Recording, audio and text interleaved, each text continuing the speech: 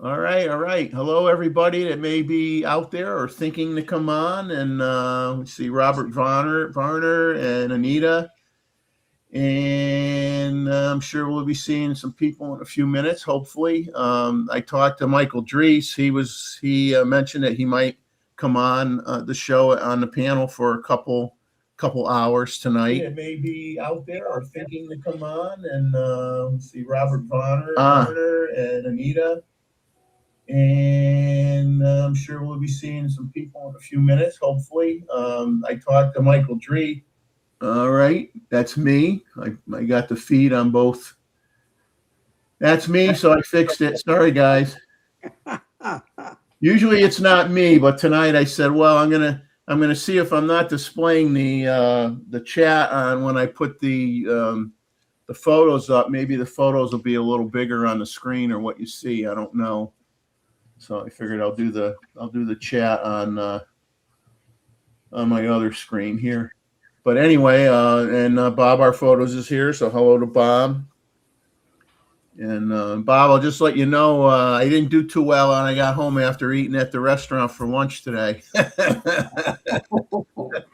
So I don't know. I don't know if it was the food because the food was good. I think just the humidity got to me. Getting in the car, it was so hot when I got in the car, and the next thing you know, I get home and I wasn't feeling good for about 3-4 hours, but I'm okay now. But anyway, we got 85 images tonight. Happy 4th of July. Happy 250th America. Congratulations. We somehow made it. So we got our Photo Lounge live image review. And like I said, we have 85 images, which thank you to everybody who sent stuff in because I wasn't really expecting to get very many for a 4th of July show. So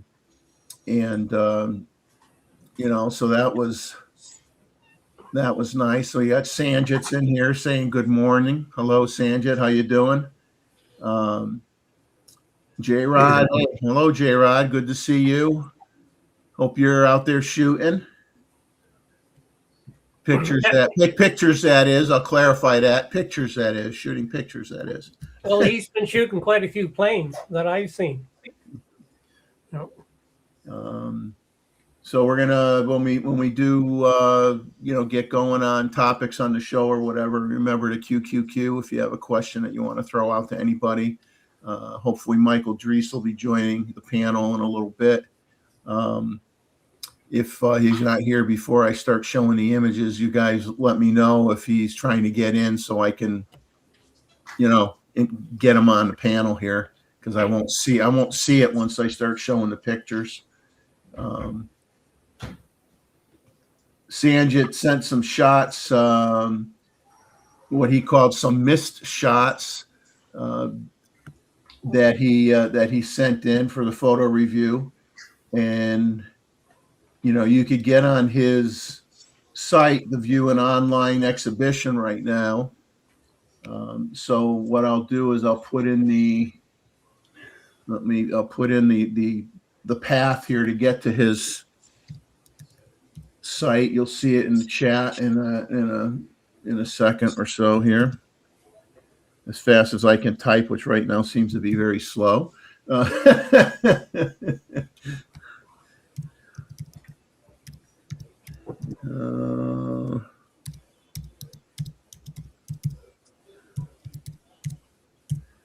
Okay, I think I got it. So that is the link to be able to get to Sanjapal Singh's content. And he does have an online exhibition right now, so you can look at the work that he does. For those of you that aren't familiar, he's involved with a lot of conservation efforts in Malaysia and follows a lot of species, but in particular hornbills and great hornbills and whatnot. So you could go and see what he's been up to through that link. And if you hear noise in the background, other than my booming voice, I'm trying to talk quieter for a change because I know I come across too loud. That's what happens when your dad was was deaf for many years, and you always had to talk loud, and then you don't realize you're talking loud all the time. But you might hear some pops from the fireworks in the background during the course of the show. But anyway, I hope everybody's doing well, and we will, Sanjay, like I said, he said in what he called the missed shots, or the ones that didn't come out so good, and sent some of those in, and I laughed, and I said, I don't believe that they're your shots. I think you took them from somebody else's camera, and you're saying that they're yours, but, you know. But yeah, in reality, I don't care who you are, you're going to have shots that you're always going to have shots that don't work out the way you wanted, and you got to throw them out or keep them because they have an interesting perspective, even though it wasn't what you wanted to get, which is what his point is with what he's going to share later, what I'm going to show later on from him. There were not a lot of rumors really on any of the sites, just a few things with Nikon, a few things with Sony. I didn't really talk about the rumors on the last show because we were kind of running long, and I kind of just did the Nikon side. I didn't do anybody else, so we'll be talking about some stuff that's maybe a couple weeks old when we do some of the rumor stuff later. But at this point, let's see, what do we got? 13 people in here. Not sure what to anticipate for people joining us tonight with the holidays. I mean, normally I wait to show the pictures when we hit over 20. I don't know whether I'm going to want to try to do that or not. I could drag it out for a few more minutes here. So Jeff and Leslie are sitting on the porch watching the fireworks tonight. Well, Jeff and Leslie, I some of my pictures that I'm sharing are images of flowers. So I took a guess at a couple of them, and the rest I'm just saying it's a flower. Roy could, if Roy could say it's a pigeon all the time, I could say it's a flower all the time. And then Jeff and Leslie, if you guys are watching, you could type in the chat and say, Jeff, it's this. What I found, I bought a book. I got a book on wildflowers. The problem is, I'll flip through that book of wildflowers. I have a picture of a flower, and I'm like looking through it, and I don't see it in there because it's probably not considered a wildflower. So I'm going to have to get like a regular flower book on top of the wildflower book, so I'm covered at both ends because I'm not finding too many of them that are classified as wildflowers per se. Cheaper to go AI. Let your iPhone find out. Is there, maybe somebody would know this or not? I mean, you know how you have Merlin, and you can like take one of your images and Merlin, take a photo, you just bring up a picture on your screen, take a picture of it, and have Merlin tell you what it is.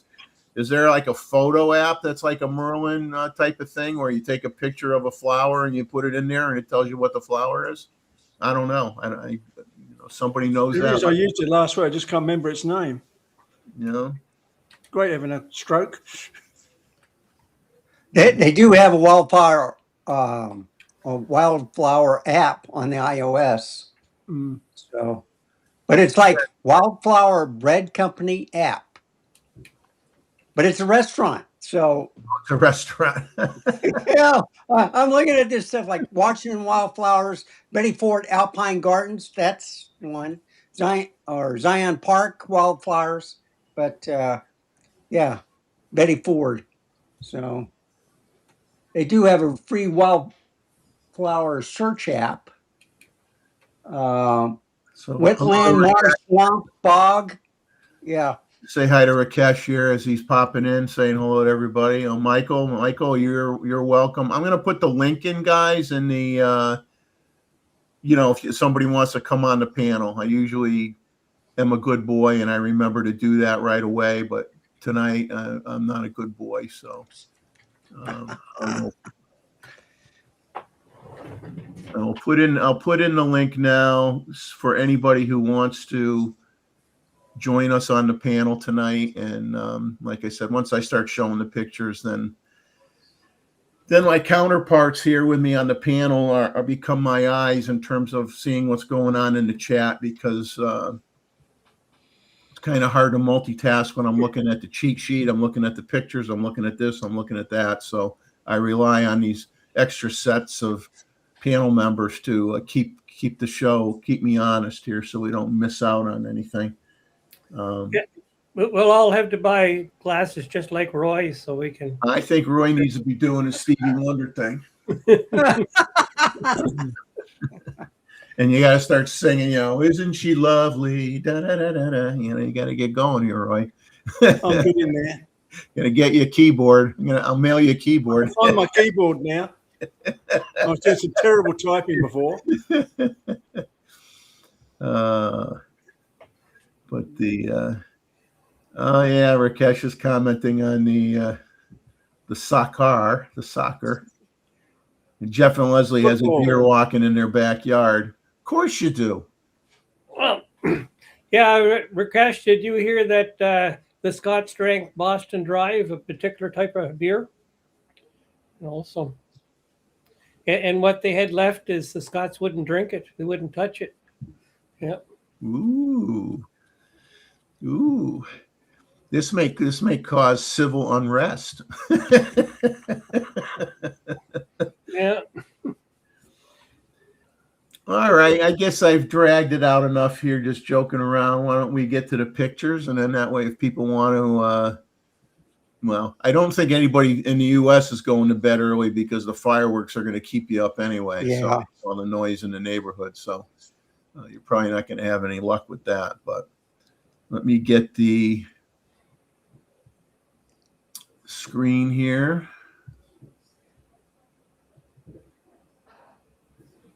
And let me maximize it. Let's see if it gets bigger if I get rid of my. How's that looking? That looks pretty good. Yeah, it looks great. So what I did was I got rid of the chat on Restream, so I'm looking at it from YouTube instead, and that way I think it gives us a little bit extra room for the images. So I know how it gets kind of disappointing when people can't see what they want to see. So we're going to start off with we'll rattle off the first three people that we're going to be seeing pictures from. So Bob from Bob Our Photos is his is up first, and then Randall, you're going to be after him, and then we got a few pictures that Jim Eads, real Nikon lover, sent me that we're going to share. So we're going to start with Bob's here, and all the pics that you're going to see here of the juvenile red shoulder hawks, they're in Brook Green Gardens down here, which I talk about all the time. And we were lucky enough to once again this year have a group of youngsters that were born within that botanical gardens area. And they've been fun to follow. I mean, not always easy to get pictures of them. I mean, when they're flying between trees, and it's kind of hard to track them unless you're lucky enough to time their path as they fly towards you. But sometimes, they're not too far away, and you get a nice shot of them on a branch or what have you. So you got all these with the Z8 with the 180 to 600 lens, f6.3 1/800th of a second. ISO 1800, and so this is his first image. And so image number 2. They really are nice to look at. So he's at the only difference here with the exposure is the ISO is a little higher on this one, ISO 2800. They're hanging out in where they have live oaks, which have a lot of the Spanish moss and whatnot hanging down from them, and it makes it difficult because the lighting can be really a pain in the neck, because you can have it where it's kind of splotchy, where they may be fairly well lit, but then you get a shadow from some of that stuff hanging down off the branches, and then you're trying to move around and get the best overall exposure that you can, but it's somewhat of a pain in the neck. And here's the image number 3. Here, I think, Bob, it looks like well, I see, not sure what this was. It was eating, Bob got pictures of it, I think, eating some small lizards. I mean, it almost looks like it's got feed on it, but I can't tell what it's eating exactly. But the juvies are kind of, for the most part, feeding themselves now, and they have been hanging out within, the general area. But there's no guarantee that you're going to see them every time you go by any means either. So, lizard, Bob's saying lizard, been eating lizards, but they are cute. They are cute until they look at you long enough, then you wonder if they're going to come flying at you.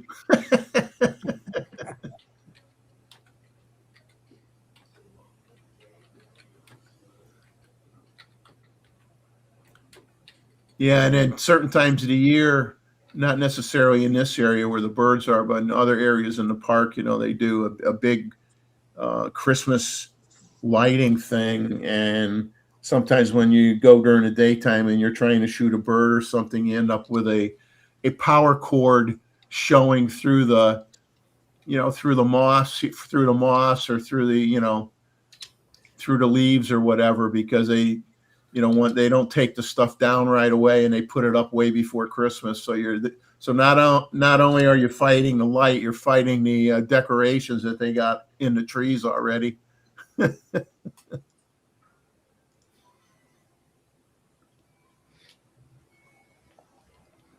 Yeah, here it was trying to get some food. I mean, it stomped its foot a few times, and I think I had an image where its head was down, like it was chewing on something, but you couldn't see what it was.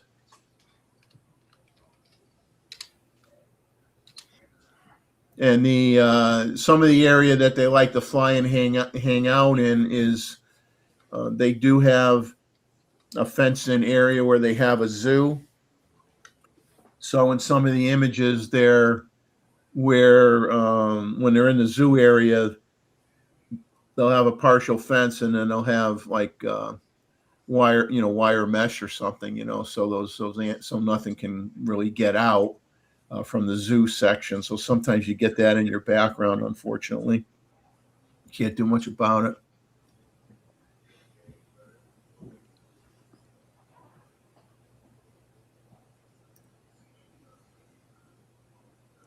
Well, these are all the images from Bob. So, Bob, thanks a lot for sending these in. He already sent me images for next month, so I got to forward those to Gustavo. That's a reminder for everybody. I will not be here on August 1st for the next photo review. I'll be in California on a little trip.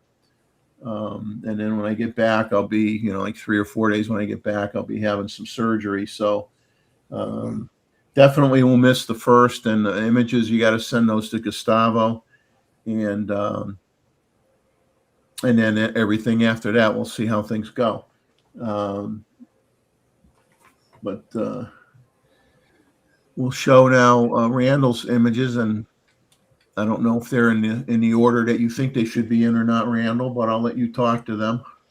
Well, I tried out a new lens. It's kind of like the 100 to 400 millimeter. It's for 35 or full frame. They say it's like a 5.6. Well, these shots were in the daytime, but this was by my house in the ditch, and I was taking some pictures of other deers, and then he was down on the lower level by the where the water goes through the sidewalk. He was down there, and then he popped up. And the funny thing about this was taken from my car, and I was going out to get some gas, whatever, and I saw all these deer, and I stopped, took some pictures, and then this one just popped out. So he's been stopping by every day, and his horns are getting bigger and bigger. But yeah, they all drink out of my little bird bath where all the birds land and stuff. So every morning I have to fill it up, and yeah, they don't run away from you. And if you offer food, they'll come and eat it out of your hand. So. If you want to come to a place and just take a lot of pictures of deer, come over to my place in the San Antonio area. And man, I'm telling you, You gotta stop feeding them Twinkies. That's what you gotta do. You gotta stop feeding them Twinkies. I was feeding them dog food and they were eating it. So, oh, well. So Randall, you're telling us this is a drive-by shooting. Yes, it is. Not a run, hit and run, but yeah, drive. You're not a hit and run. This was a stop and shoot shot, right? Yeah, yeah. Here's another one. Yeah. Now, that is his ear in between the horns. Yeah, it's not a hat. I thought it was like, what is that? And then I realized, oh, that's back part of his ear. And he's just, they can twist their ears almost like 180 degrees. And so after I took a look at it and I examined, oh, that's the back of the ear. Okay. Yeah, but that freaked me out when I saw that. I says, wait a minute, I've never seen a deer like that before. And yeah. Baseball cap. Yeah. Well, I thought he was the Japanese type because they used to wear those little things on their forehead. Yeah. Kind of like a spear triangle. So, but yeah. So then from the deer, you decided to do my white magnolia tree. I'm sorry, my crepe myrtle tree. Crepe myrtle. Yeah. Okay. So this is all done by the ON Systems 50 to 200 millimeter f2.8, and it gets great bokeh. Tried out the lens. It's probably the biggest lens I have with that system. I think I used the OM1 Mark II. And that is a stack sensor camera. It does not have a CF Express Type B card, but you can get pretty close with that lens if you want to. And it does have, I think, a digital converter, so it can crop if you want to do it that way. But the tree was just blooming with all the rain we've had in late May, all the way through June. They just bloomed early. Usually they bloom in July, but now it's fading. The flowers are going away. I still have some seeds, but not all of them pop out. Yeah, I've got a red crepe myrtle and a purple one in the yard, and one hardly has anything on it right now, and the other one is maybe half full. Yeah. So my red one is glorious, and it's the smallest of all the 4 trees. My pink one, the new one that I planted, finally showed a couple of flowers, and the purple one came alive, which surprised me. It was the last one to bloom.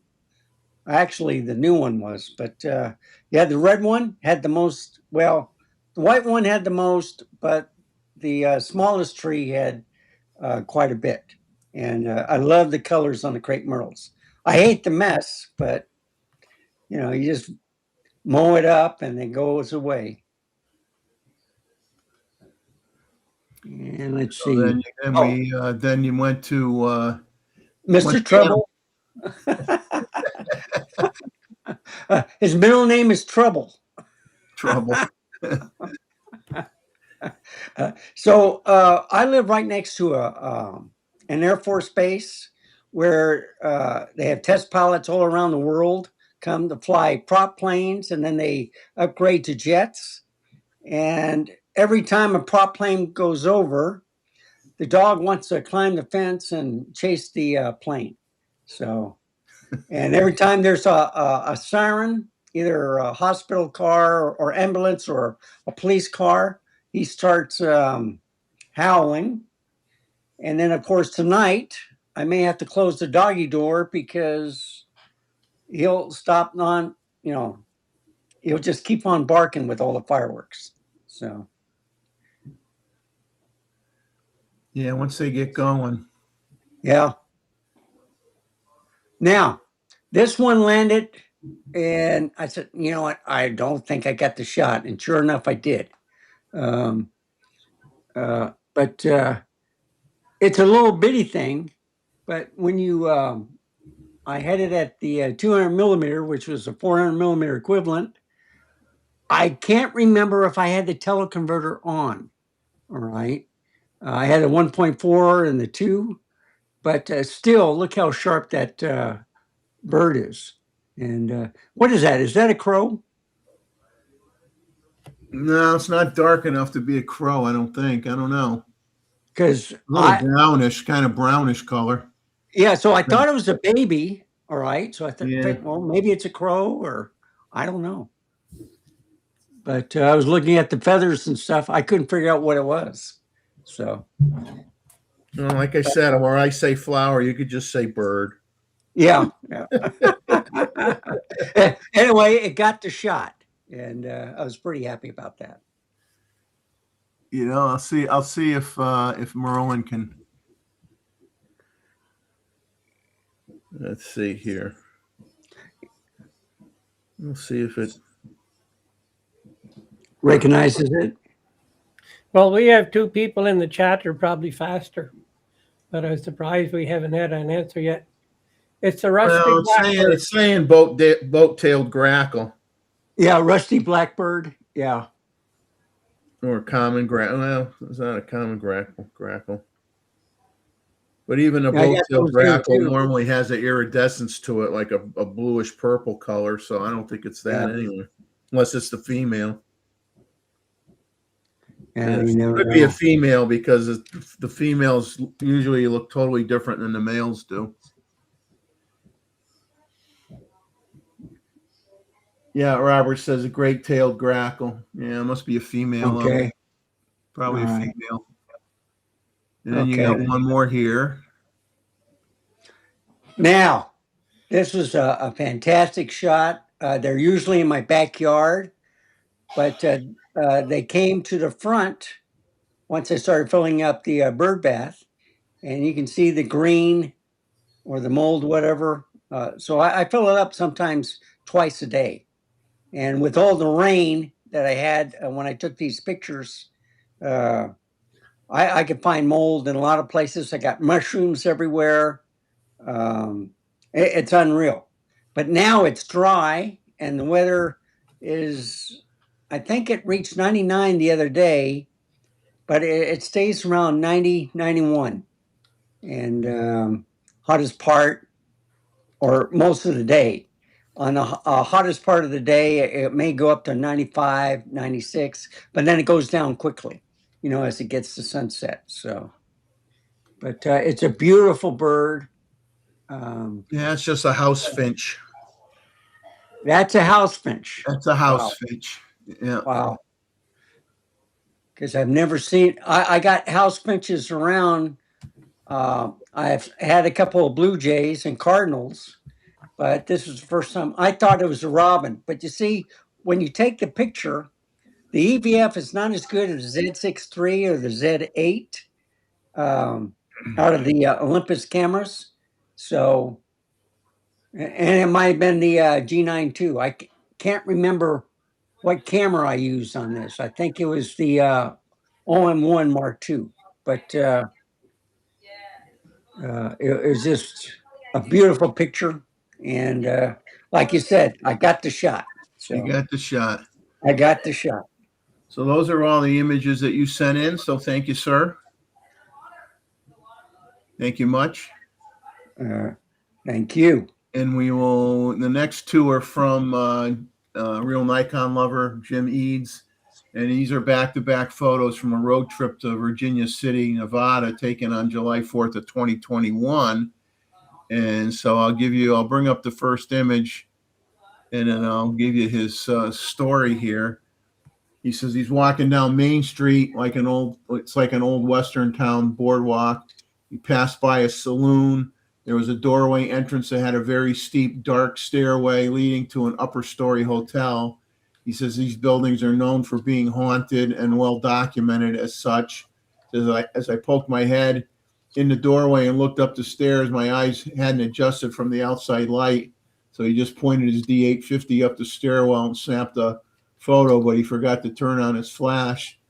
And then he says, as his eyes got better, he says a little more focused, he saw a faint silhouette at the top of the stairway, which kind of startled him a little bit because he didn't realize somebody was there. So he turned on his speed light, popped another shot, and got this image. And I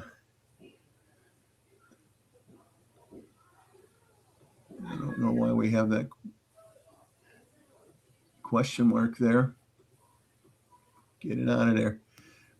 He says the gentleman was a local who had dressed up for the 4th of July celebration to add authenticity to the ghost town theme.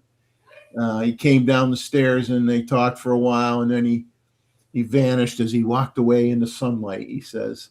So these were all with the D850, the 70-200 f2.8 FLED VR lens, and the SB800 flash, shot in monochrome, aperture mode, matrix metering. And he used Nikon NX2 and Photoshop Elements for his processing. So I thank Jim for sending in those couple shots. And we got an image from Arthur Smith, sent me in something. Let me get to it. So he sent in a shot here. He says he drove by this osprey as she was sitting on a telephone pole, power pole. He says she was probably about 100 yards away, so he didn't stop, make eye contact, or do anything dumb. He says, so he basically kept going past the bird and then got out of the car, and, it's like 250 yards away. And then he started walking to one of his hides that he had.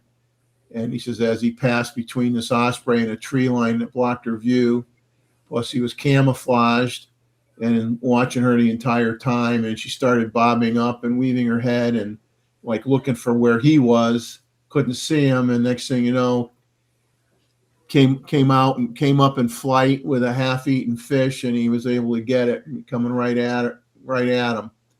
Just came in low over the water, just hovered around looking at him, and he just like laid on the shutter button and took about 100 shots. But you know what? Sometimes that's what you got to do, and then you end up with something like this, right? Nothing to complain about at all. So Arthur, you did good. If you're here, I don't know if you're here or not. Who is Seraphin is here. He just says he just got back from fireworks. Mozman is here, and Robert Rosado from Connecticut is here, and yeah, take a quick shot of some of these images of birds to find out what it is, and look it up in Merlin and see if we get the answer. Our next images, a series of images that we're getting, are from Terry in Australia, down under. And this is an African, these are some pictures from when he went on his trip. This is an African open bill. He took this with the Z9 and the 180-600. Wide open at f6.3, 1/4000th of a second, ISO 640. Interesting looking bird. Definitely different.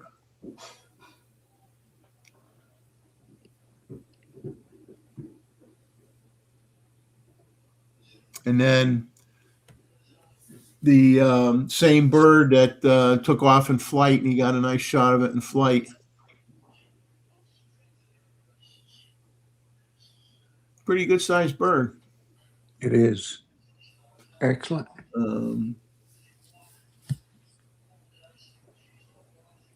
Yeah, it sure looks like it's a decent size, Yeah, yeah. Then you got a shot, this cute little fella, which is an African stone chat. He says it's like a small sparrow-sized bird. And he used the Z9 with the 400 millimeter with the 2 times teleconverter. So he's shooting at 800 millimeter f9, 1/1250th of a second at ISO 320. It's funny on a lot of birds, even whether they're little or big. It's sometimes they can get on a reed or a piece of grass, and you're like, you would think the blade would just bow down to the ground, but so many of these birds, I mean, they may look like they have some weight to them, but they really have no mass to them. I mean, even ones that are big, unless you're talking pelicans, they don't really weigh a lot.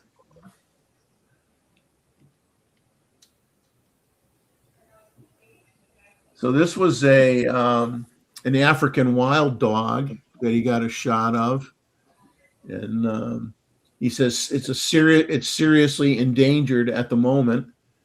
And this was at 1/2500th of a second with the 180 to 600 at 320 millimeters, wide open, ISO 4000.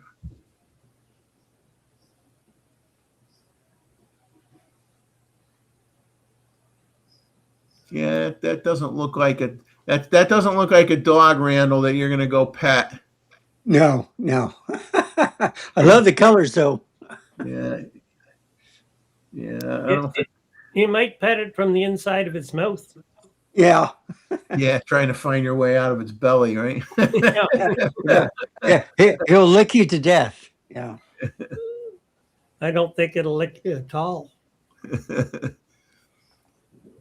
Then you got a picture. This is a blacksmith lapwing that was just walking along, and with the 180 to 600 as well. That lens worked out well for him on his trip. It looks like he used it a lot. Almost, I think all these images that he took were with the 180 to 600. This one he was at 480 millimeters, 1/2000th of a second at f8, ISO 250.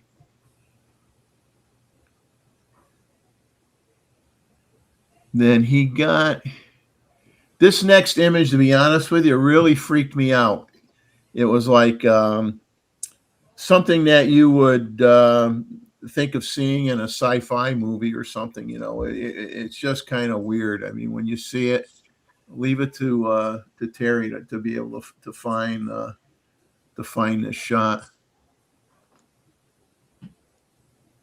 Now, what that is, it's a African Jacana, because an African Jacana mobile home, daddy with 4 teenagers. So the other birds are up in the feathers where you can't see their bodies, and it's all their feet that are hanging out below the body, which, because you can't really see the baby birds, bodies themselves. I mean, this thing freaked me out. I'm like, what kind of monstrosity is this with all these extra legs?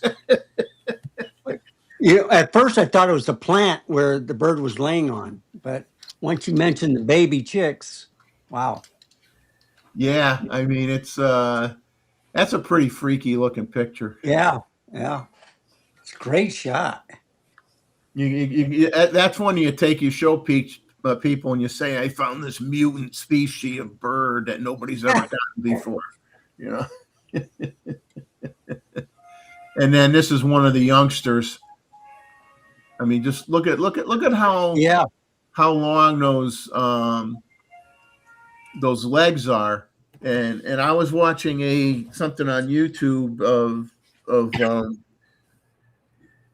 basically somebody showing you like a trip along the Kobe River, and that you could decide if you want to go there or not and spend the money. But it was a wonderful video, and birds like this have these super long claws because they actually walk across the lily pads. So they have super, super long, feet, so that they basically could stand up and walk from lily pad to lily pad without actually going in the water. Oh, wow. So that's why their feet are shaped like that. That'd be more like toes, wouldn't it? Or toes, yeah. Yeah, so they could just spread them out right on the lily pad. Like I said, they don't weigh anything, so they can do that.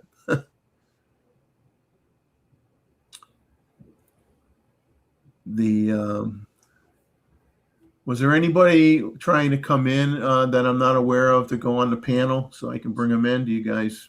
Let me look at the private chat. Yeah, if there's anybody that wants to get in there, let me know if they. I haven't seen anything. Okay. Yeah, I haven't either. All right. So that's it from Terry. So we thank him for sending in those images as always. And then I got, in some cases, some of the images that were sent to me. I got some images that were, I may have gotten some images sent to me, and then later on the person sent me another one or whatever. So some people's images are going to be chopped up where you're not going to see, there's at the same, one right after another. And this next shot is one of those. Jeff Sluter sent me in a cute picture of his grandson looking for rocks to throw in the pond. Oh, wow. And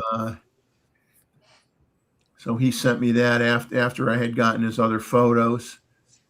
And so I squeezed it in. I had a gap here in the order, so I squeezed that one in early. So cute grandson, Jeff. I'm sure he keeps you worn out, as most grandchildren do. And then our friend David Stewart told me to keep this picture in that Anita had taken of David's sexy legs.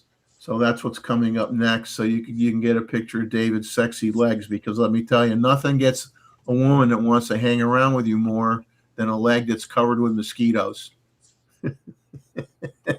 Yeah, if you count the mosquitoes, there are 23 of them on there, and I was modeling for Anita, sometimes you got to do what you got to do. You got to make the ultimate sacrifice. Yeah, and with these mosquitoes, they would used to only take 100 of their nearest friends, and now they're taking at least 1,000 of their nearest friends, because they've been getting so much rain, and the temperature is such that there's lots of them, and this is after insect repellent. But she's out there now enjoying them, so I haven't heard her or seen her in the chat lately, so maybe they've taken her away. Okay. So give me a second, guys. I got to move things around on my desktop. I had to get a little bit of a cheat sheet here, different cheat sheet.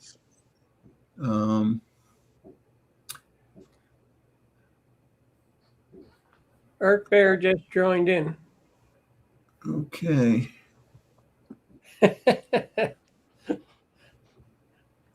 Robert was expecting to see bare legs like hell. Barely.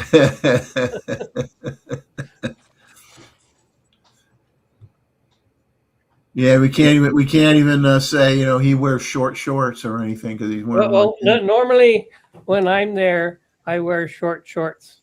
But I'm kind of lucky. I don't swell up with the mosquito bite. But with flies that we had at the first part of the summer, they were the smallest black fly I'd ever seen, and I would swell up with every bite, and usually get about 3 bites a day. So it took a while so I didn't start swelling up with them. So we snuck this one in, and there's other images that Anita sent in that are in a different order here that you'll see in a little bit. Now the next 3 images are from Sanja Paul. Sanja sent these in, And so he sent me a little. I'll read, something that he sent me, like a forward here. He says for 2026, he says the hustle is real between conservation projects, family, and working on this creative project. He's looking for international avenues for an exhibition. He's glad, this crew, the crew here was cool enough to premiere The Monster. For those of you that haven't seen that, you can go to my channel, Selective Imagery. You can look at previous live streams and find an episode with a thumbnail that says The Monster on it, and that's has a very interesting story. If you were not privy to see it when we did when Sanjit shared it on the show. So he sent some shots that he said a few of his absolute favorite shots that I have missed. He says, "Ha, we've all gone through one of those days." And he sent me the link for the Monster content. Let me see if I can copy it here and put it in the chat.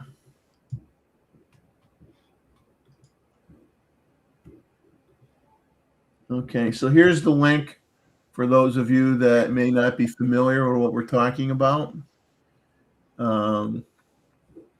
So the images you're going to see now were photographs that he almost left behind. He says shadows, alleys, concrete walls, and the impossible shape of a bird still writing its own story in them. The monster becomes more than a subject. It becomes evidence of adaptation, loss, resilience, and the strange beauty that emerges when nature is forced to negotiate with the city. Or could this be the first sign of species extinction? Yeah, that's the sad part, is it could be a sign of what nobody wants to Admit. to admit or see. And so these are a few shots, and he did make them in black and white. So you can see part of the bird, but then you can see a reflection below the tail. It's just gorgeous. In the water. So these were some that he stumbled upon when he was going through stuff, and like he claims these were his missed shots, and then he wanted to share them.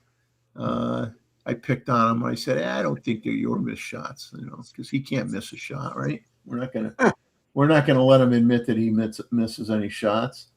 So then his next image is here. And you can see that's obviously in the city with a garbage can below him.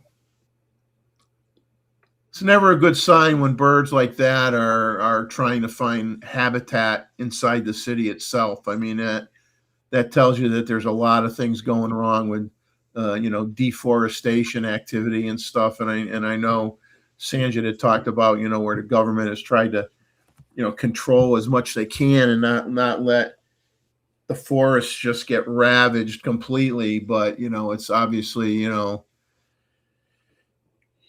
political battles go when you got some groups that just want to take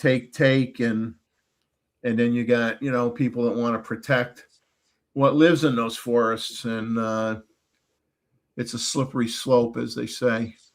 I mean, let's hope that everything that Sanjit is sharing with people from all over hits home with enough people where they could try to convince government officials to have a little more control as to where they allow deforestation to occur. And then this is the last shot, and this was obviously a concrete wall, and if you watch the link to the video, you would see where there was a pipe coming out of a concrete wall, and the hornbill literally crawled into that pipe and a cavity that was in there to raise its young. And wow. it's just really, really horrific to see, a creature of this size be forced to try to get really creative with where they have to create a nest, where they have to try to survive. That's really, really not good. Really not good. But I thank Sanjit for sending in these images, and I hope you guys check out the links that I put here in the chat. If you're not aware of the conservation efforts that he does, him and his wife and a group of people, and they track more than one species, and he documents a lot of things, and he's an award-winning professional photographer. We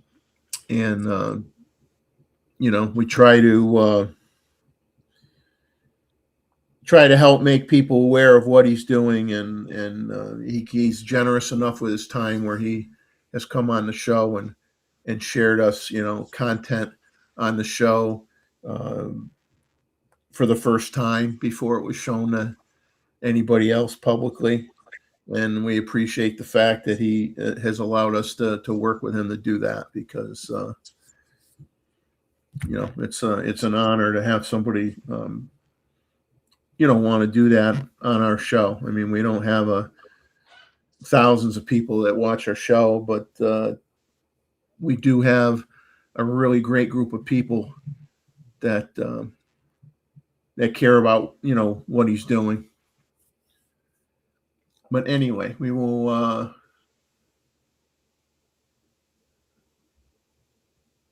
move on here to some images, the other images that Jeff Sluter had sent me. So thank you, Sanjit. So Jeff, he says this first photo is a public service announcement. He says spotted lanternflies are spreading across the country. They're invasive, they're highly destructive, and have no natural predators or population checks in North America. He says, unfortunately, the larval stage looks a lot like the larval stage of the assassin bug. He says, but assassin bugs are beneficial and eat a lot of insect pests. But he says, if you see a lanternfly larva, kill it. He says, I helped this one to the next life. So the assassin bug is in that little overlay there in the upper left-hand corner of the picture, and then the lanternfly larva is in the middle of the image here. And so he's basically saying, if you see one, take it out and try not to cry when you do it.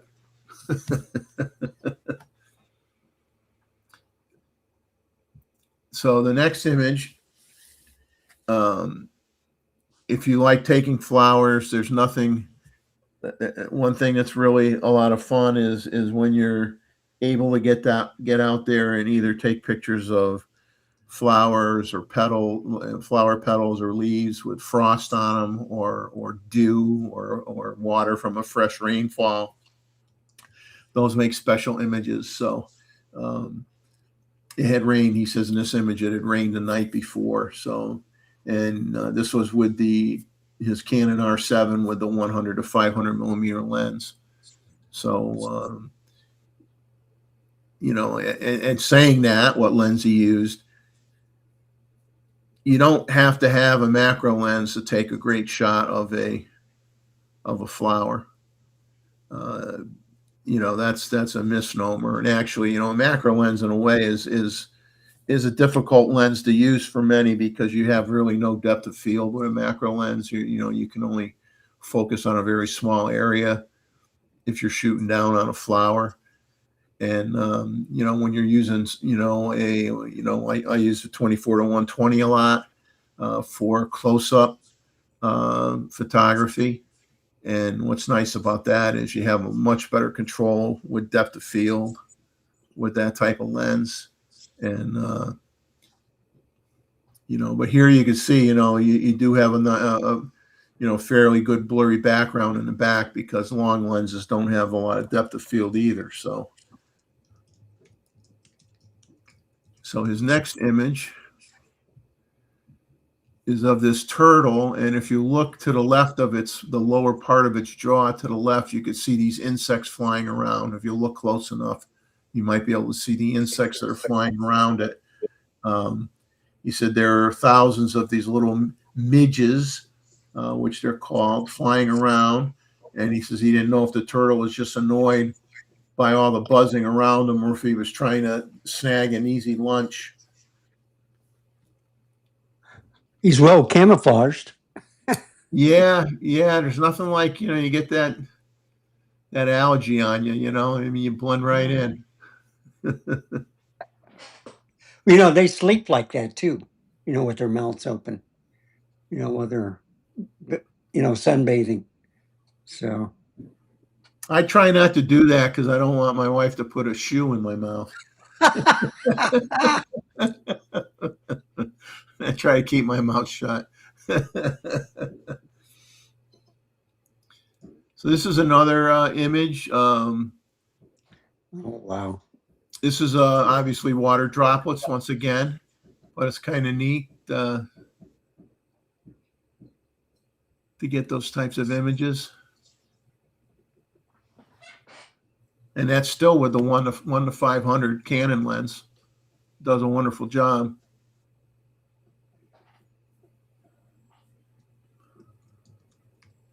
And then here's a shot that he took with, this is the last image that he sent me. That he took this, took this with his iPhone 15, this next image coming up.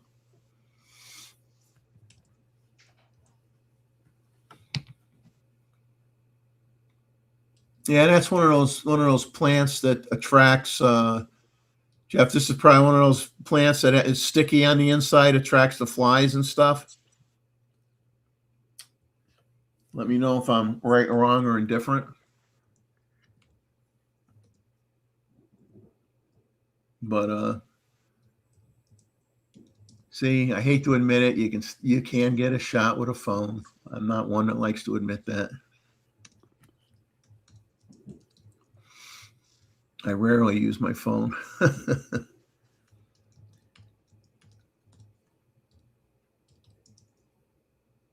Oh boy, so now, see, this stinks. Gustavo's not here, and I don't have his narration for his pictures. His are coming up next, so I'll bring up his first shot. And the information on the shot is at the the bottom. These are European starlings, and he took these shots with I don't want to word it. Let's see. Z9 Different. with the 600 number. Yeah. Yeah, Z9 with the 600 f4 with the TC. But what I guess what I'm trying to say is what he wanted to do is get people's comments, because I focus on the lighting in these images that come up. So he took this one image where the light was a certain way, and you got the soft green and blue patterns in the background, but the lighting isn't strong in the background. I mean, it's a great photo. I don't have an issue with it, but what he wanted to have people talk about, and we could talk about a little bit after we go through all his images, was he wanted to see what people thought of whether they like the look of this background versus the look of this background.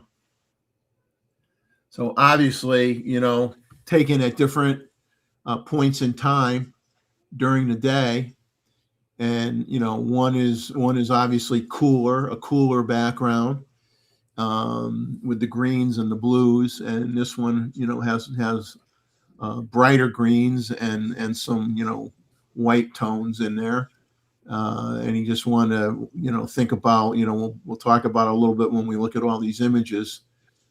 This one's funny. It's like when I see the bird's claws on the baby's face. It's like, you wonder if mom or dad is saying, will you shut up already? I don't have any more food. That was my first thought when I saw it.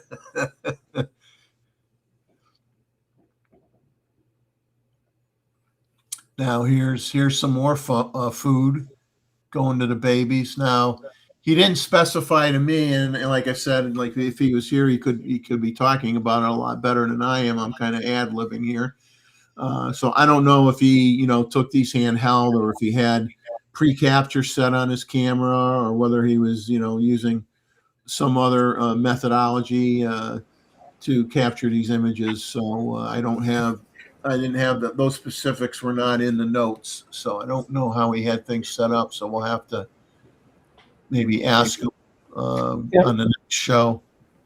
He was talking to me about 10 days ago about these pictures. Okay. And to set up, and it's some of these he's been using auto capture, and some of these he's been using a remote control. Yeah. Because he's got a place where he can monitor these nests, and he has about 3 or 4 of them that he can see. So different times of the day change the lighting in the background. And so Yeah, I think, I'm sorry. I'm going to bounce back to the other one. Like I saw Jeff made a comment. You like the first shot better because the babies were more visible. And yeah, that's something it's, I guess whether you want to say like a background like this is more pleasing because the background doesn't shock you and you're not like, oh, you're not looking at the background first. So you're really looking at the birds. Whereas then when you get to, something like this, I mean, pop of color is nice. It's a different look, and I think there's nothing wrong with that. But yeah, you don't. Your eye kind of like hits the background first, and then you're looking at the bird. I think that's my opinion. And here you're kind of in between. It's not as bright as the previous one. So the colors are more muted in this shot, and then. Here's another shot where the babies are saying, look, I don't care how many times you bring me a cricket or whatever. I want something bigger. That ain't enough. And these are all starling pictures up to this point. I find that when you're shooting stuff like this, there's an optimum time during the day when the light is better than at other times. But it's like everything else, you try to push it. And it's just how far can you push it? I guess he might be better off to wait for a cloudy day, so then the trees behind aren't as bright. But you got to get the birds to feed on a schedule, and you got to move the sun around so that it lights better. Yeah. But but I think he's doing fairly good because he's been working on this for a while. And he's got this set up in his backyard, and I don't know if he's out every day, but he's out there fairly often with the setup. But the only thing he didn't do is put rain protection over his lens because of an accident that he had last year or the year before. Is a bird came and landed on his lens and left a deposit behind. So, and so because of that, whenever I try the same thing, I've got rain protection on my lens and camera. Well, you mean poop protection. Well, that too, Yeah. it's multi-purpose. Multi-purpose. So here he switched with some images from the northern flicker because this is the tree, where he's had the starlings, he's had the flickers, and he had the nuthatches on the same tree as well. I think the nuthatches might be gone now, but he had 3. He had multiple families, different species of birds in the same tree. So I mean, how lucky can you get? That's great that you have. The opportunities to get multiple species of birds on the same tree like this. I mean, all nesting. So this first image here, you can see that the background is somewhat subdued. It's not overly bright or what have you. And that might be what would be more typical of an overcast day, or very early in the morning before the sun really starts hitting the tree branches and stuff that's behind this tree.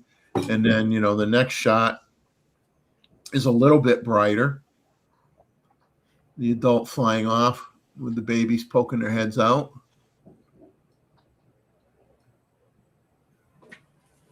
And then he sent me, I believe I got one more here that he sent. Yep, here we go. Yeah, no baby's head sticking out here. And the bird is like streamlined itself, shot out like a bullet, I guess. Really wanted to get away from the kids pretty bad, I guess. But those are all the images from Gustavo. They're gorgeous. So, he gets great shots. I know I think everyone who takes pictures, you save, you take a bunch of shots, you whittle them down, you save certain ones. And then if you go out the next time and you see the same bird, and you get a better photo, then you're struggling. You want to go back to the ones you took the week before and just throw those out, because now you got something that's a little bit better. So you're always trying to, I know he's always trying to find a methodology or an approach that gives him a better result. Always trying to make the images better. Yeah, he may have to put his trees on a lazy Susan so he can rotate them so he gets better light.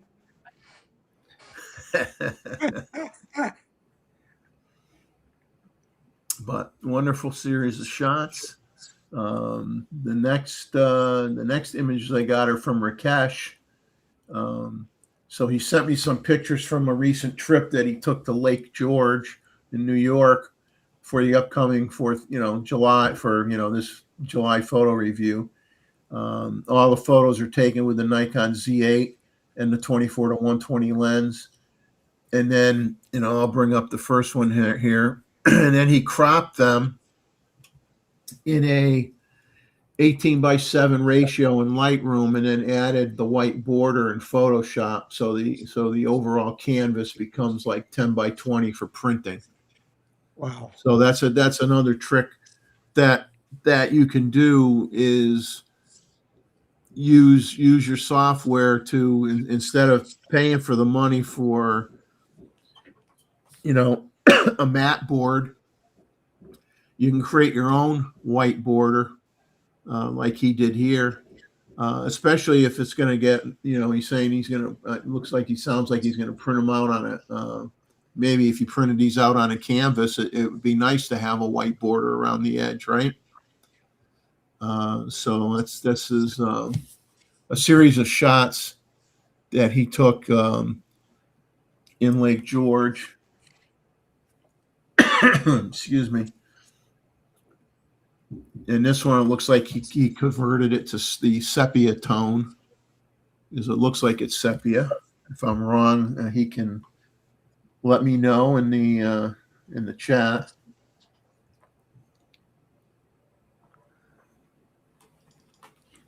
And what's nice, he could put his little logo in here too. When he creates that border, he could dump in his name and information.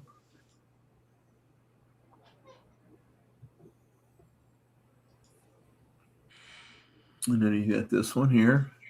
A lot of interest with the clouds.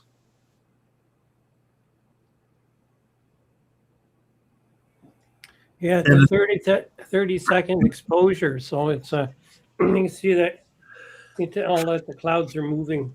Yep. Yeah.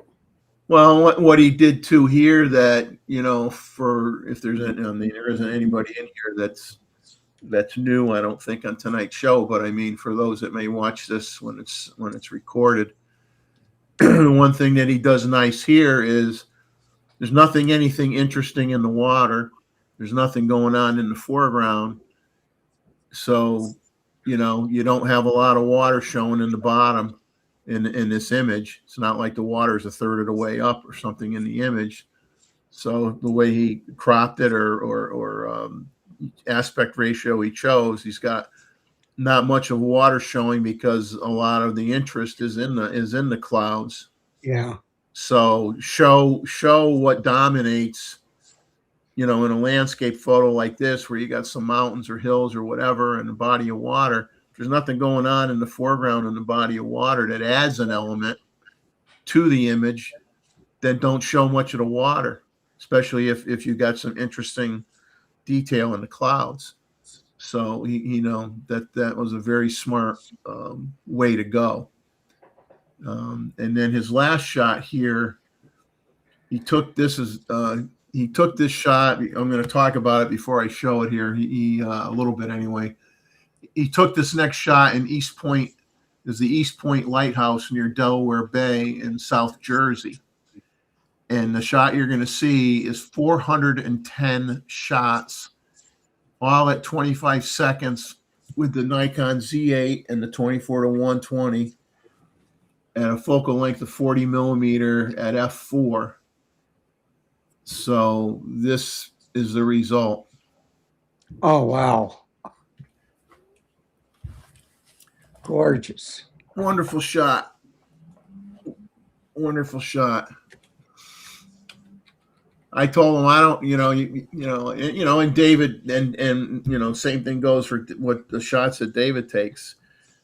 The patience, the patience required. A lot of people don't have the patience to do this kind of stuff. So Rakesh, thank you very much. Those are all the images that he sent in. So, and he did say, yeah, that previous image here was sepia tone.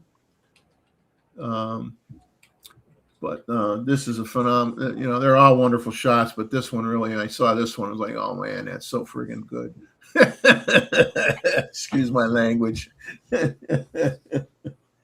But great job, Rakesh. Thank you so much for sending these in. Yeah, Jeff, you could probably even guess which direction is north.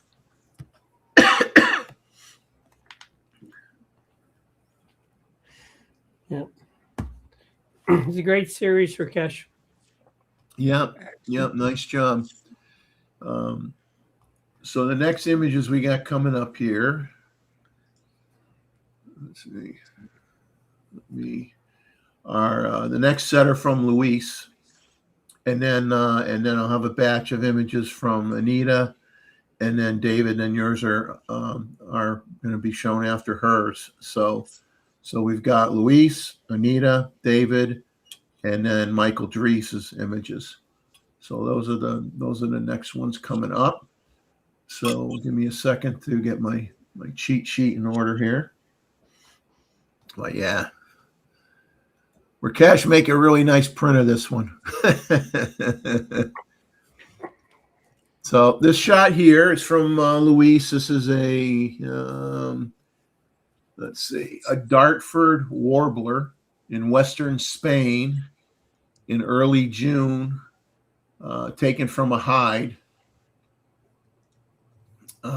He says the bird was moving like it was on steroids, hence the high shutter speed, because he was at 1/2000th of a second here.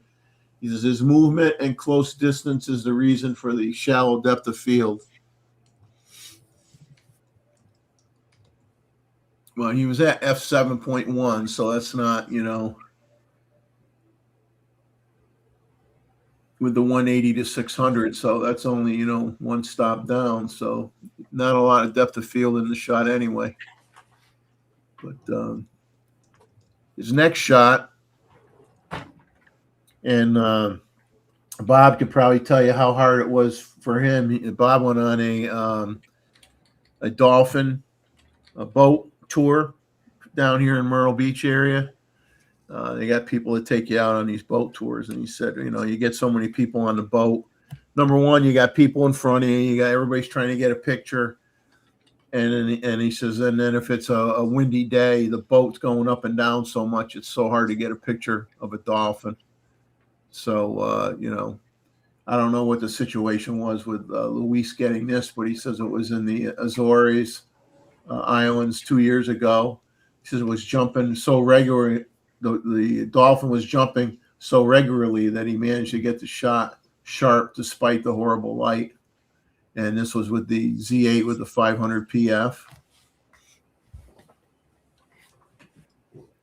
Yeah, it's hard to get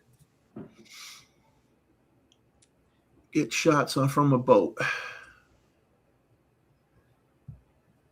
Now, this next shot that he's sharing with us here is a Sardinian tree frog taken at night in northern Sardinia last year.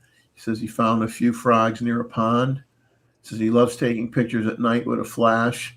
These frogs didn't want to stay still, but after some time, and his wife's thinking that I don't know the way back to the hotel at night, this one kept calling from the same spot. So he placed his flashlight on the ground at low power to get the focus to work and was able to take this picture. So this was with the Z50 version 2, with the 50 to 250 at 200 millimeters, f9, 1/60th of a second at ISO 500, and minus a third of a stop using the flash.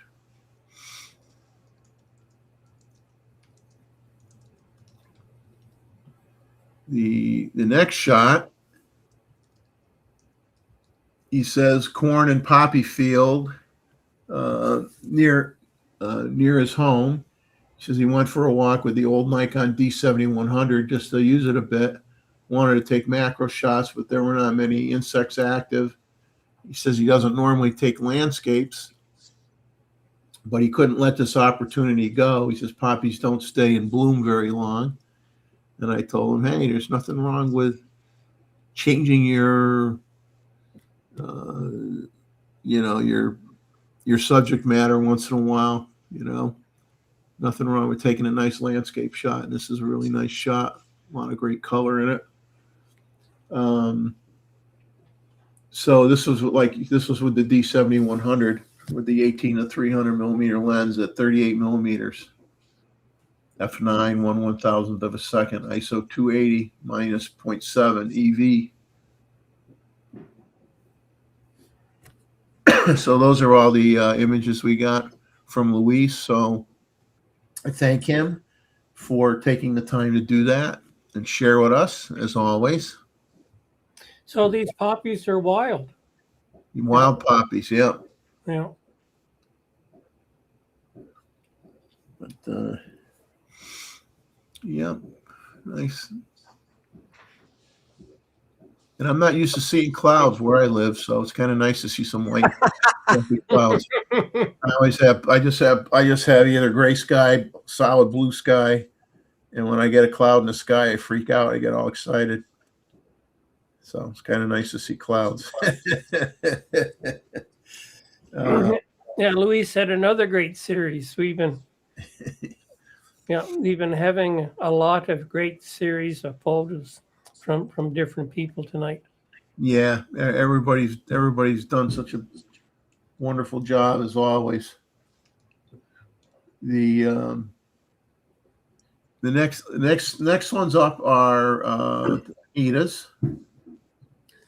So she says the photos that you're going to see are landscapes taken in Alberta from a previous year.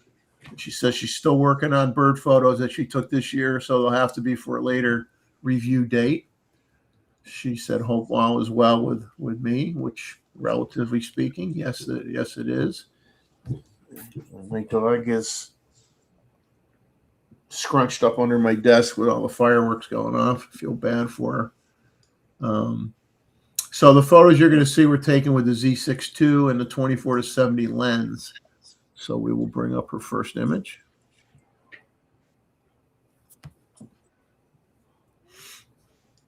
Yeah, where I live now, I don't get to see a lot of trees and mountains or anything either, so I missed that. I gotta see the Canadian pictures to see what I used to see when I lived in New England.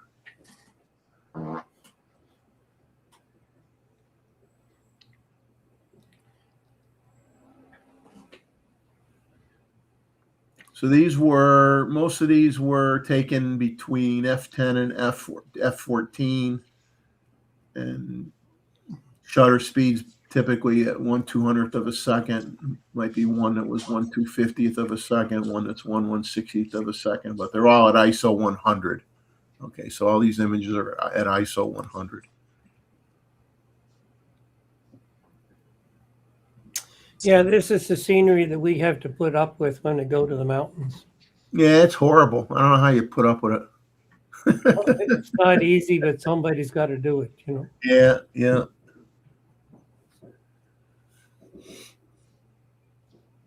Now, does this have a name, a particular name, or no? They're all named, and I have no idea what they are because it's in the summertime. I stay out of the mountains, and I'm not too sure. Actually, I don't know what the name of this one is. It may be Castle Mountain, but I don't think so. Yeah. But in the province, we have Castle Mountain in 3 different places. So the names get used over and over again. Yeah. Yeah, this is nice with some of the, tree branches and stuff laying down. And all this short grass adds some nice interest to the foreground as well. Yeah, I think this one may be Waterfowl Lake, but I'm not sure. Yes, it's been about 6 years since I spent any time there.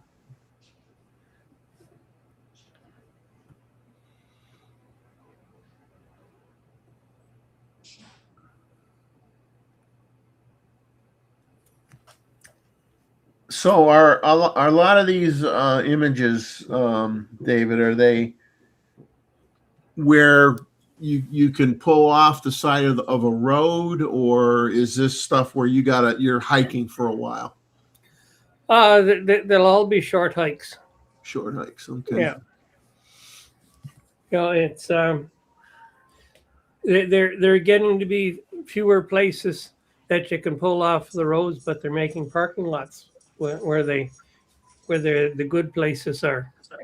But there's getting to be that many tourists in the park that they're starting to limit the number of people in there because it's just getting, and then because of that you can't stop everywhere and all the rest of this stuff. So you're starting to walk farther than you used to. But Anita and I have a tendency to go to the places where there's fewer people. Yeah. So, and then it's harder to get to these places too. So.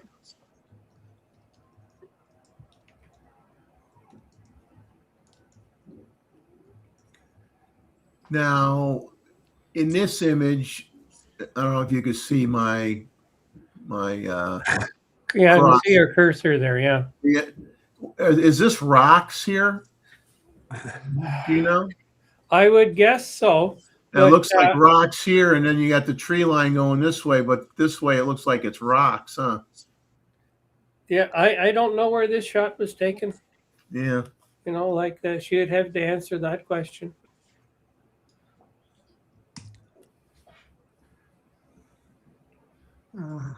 But yeah, it was I looked at that and I thought that was interesting that it would be, looked like it was rocks on one side and trees on the other.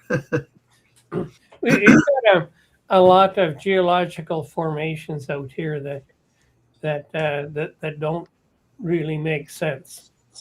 And when I was designing roads, I would get the oldest set of aerial photographs that I could get and the newest set and something in the middle, because that was the only way that you could determine if this was natural or if it was trees or what it was, and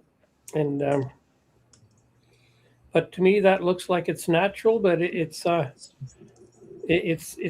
quite a bit different than what you expect to see. Yeah.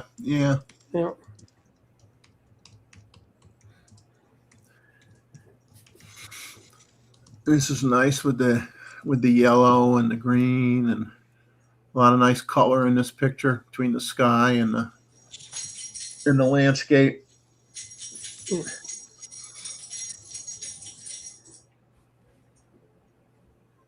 I don't know where this one is either.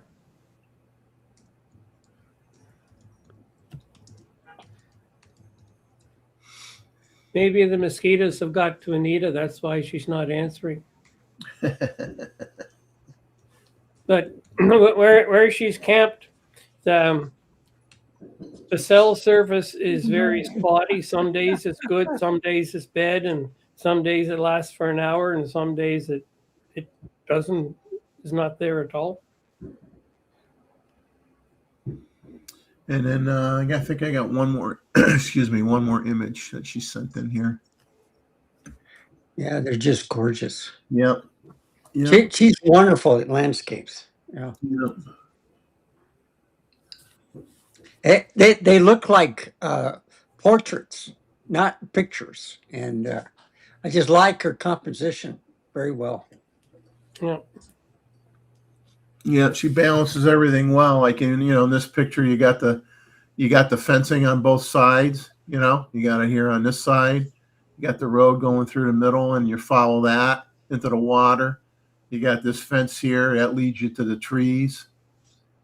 I mean, you got the leading lines, and you got good composition, very good composition. She's very good at that. Yeah, she says I was with her when I took most of these, but I see different things than she does. Yeah. I see she's in the chat now, so I'm just going to back up to that other image just because I'm curious. When I was looking at this when you sent it to me, it appeared that this was a rock formation going up in this direction, and then you got the tree line going around here, and that's all natural. I found that pretty unique. Can you zoom in at all, Jeff? Let me.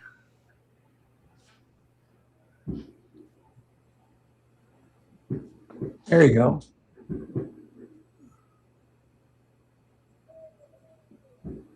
Yeah, they look like rock. They look like rock. Yeah. Huh. It's geological anomaly. Yeah.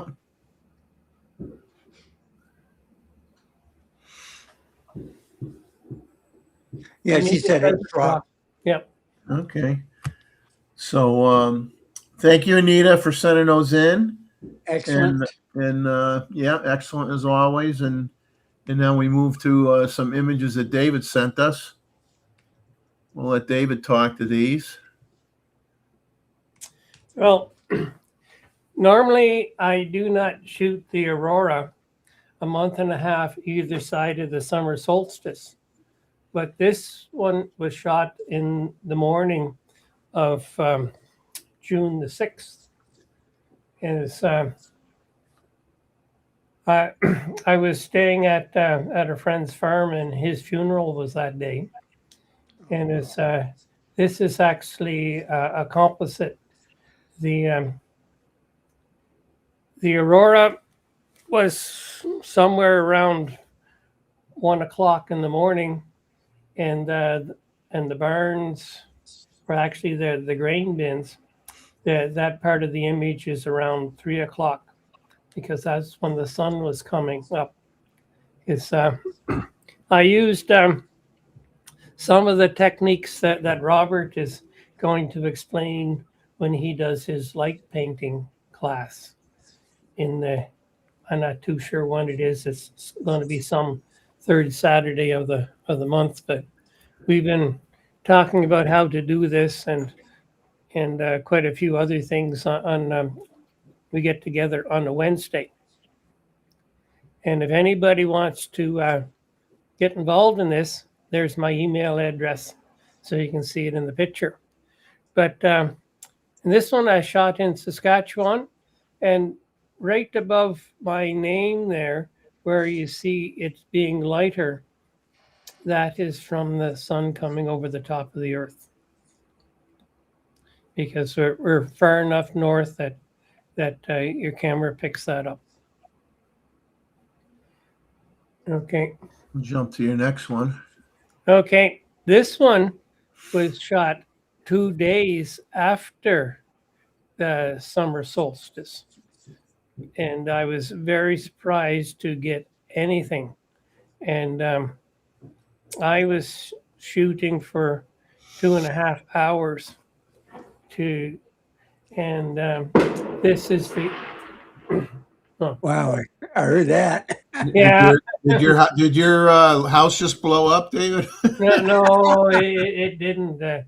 So sometimes I'm not too sure if what is going on out here, and because an awful lot of it sounds like gunfire, but you never, but we're not in Texas. But Yeah, there's a lot of that going on in here too. Yeah. anyway, so I was very, very surprised to actually get this, and the reason why it is just above the dark portion, why it was so light, is because that is the light from the sun. The first one was shot outside Saskatoon, and this one is shot outside Drumheller. Now, okay, so the first shot you used a 24 millimeter 1.8 lens, and then this shot you used a 20 millimeter lens. Yeah, it's when I travel. My shortest lens is a 24, and here I happen to be camped, so I go all the way down to 10. But it just that night is the 20 was okay. I probably should have had the 28, but you can see some purple going up into the sky, and this one all the way up, and it's but it depends on the night, and lots of nights I'll have multiple cameras with multiple focal lengths to see what I can get. And this was shot with my Z8.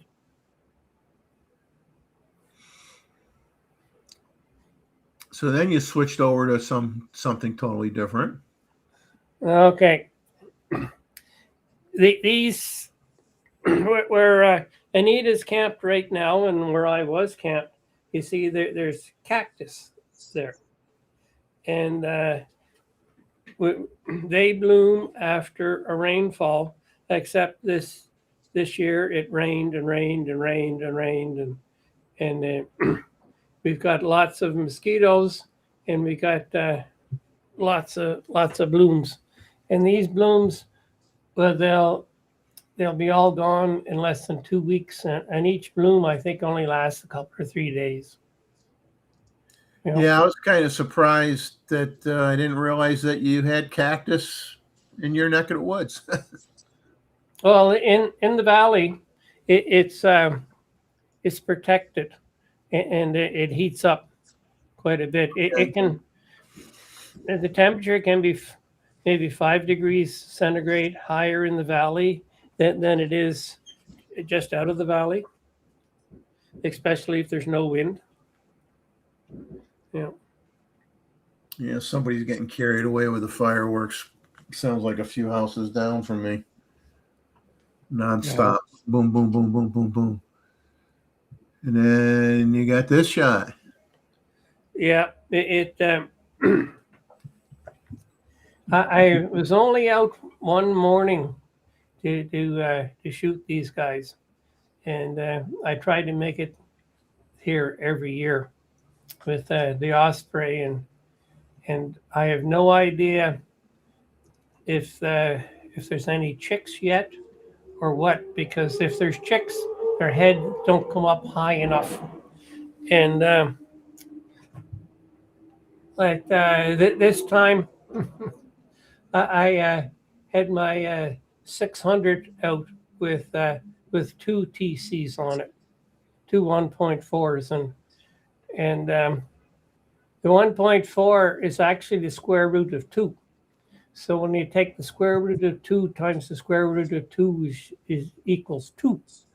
So rather than being 1176, it's really 1200 millimeters. But I can't get close to these guys, but I can be at the same elevation. Yeah. And almost every shot I had with them has tail feathers in it and no heads. So this is one of the two where one of them's looking at me. Yeah, I mean, this could be a point where the eggs are there, and mom's waiting for some food because she's sitting on the nest all the time. Yeah, give him some place to land. Yeah. Yeah. But And it's still a great shot. Yeah. yeah, especially now when you look at the focal length you're at, for it to be that sharp says a lot. It says a lot about the glass, Yeah. And I shot this with my Z9.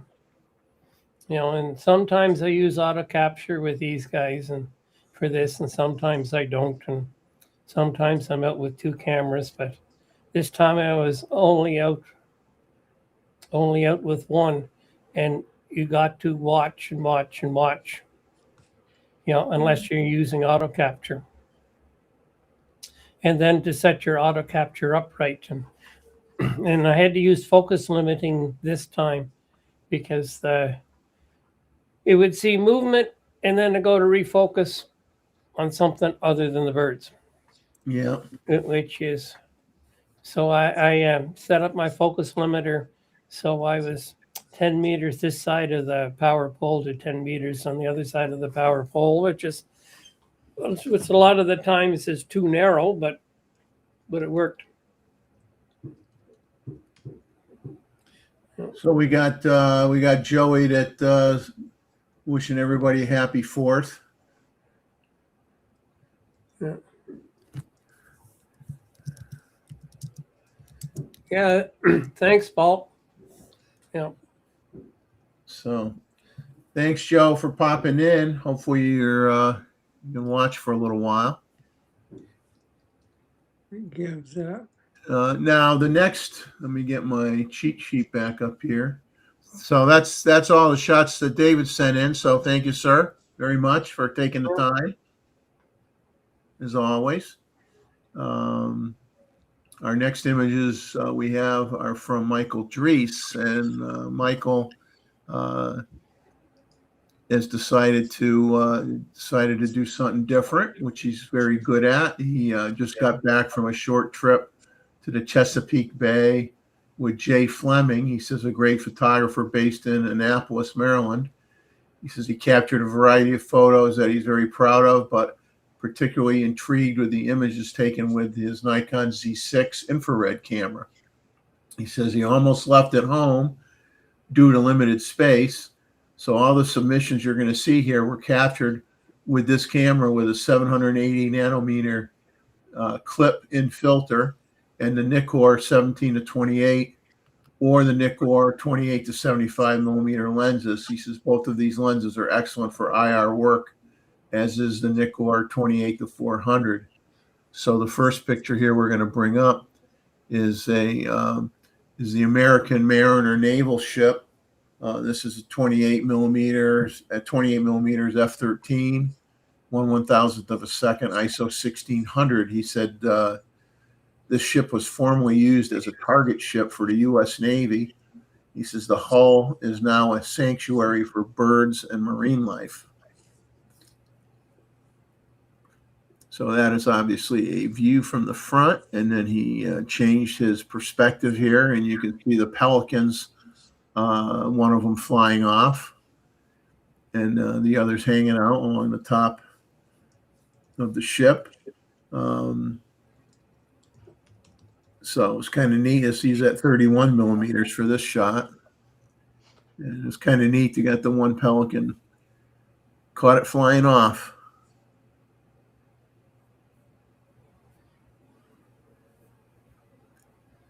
Then his next image is Smith Island Point Lighthouse. And so this was, he says here he dipped the bottom. He says here he actually dipped the bottom of his camera in the water while making Oh, wow. image. But he says he wanted to get as low a perspective as possible. He says tip, a small amount of fish oil enhance the reflection on the water surface. Wow. So that's a cool shot. Now, not knowing anything about this particular lighthouse, Michael, if you are in the chat, is this, one that's, I don't want to assume anything. You know what they say when you assume. Is this an inactive lighthouse, or is this something that still gets used? That would be my question. So and then he has another shot of it here, and he's got the boat going by on the right-hand side. And some nice clouds.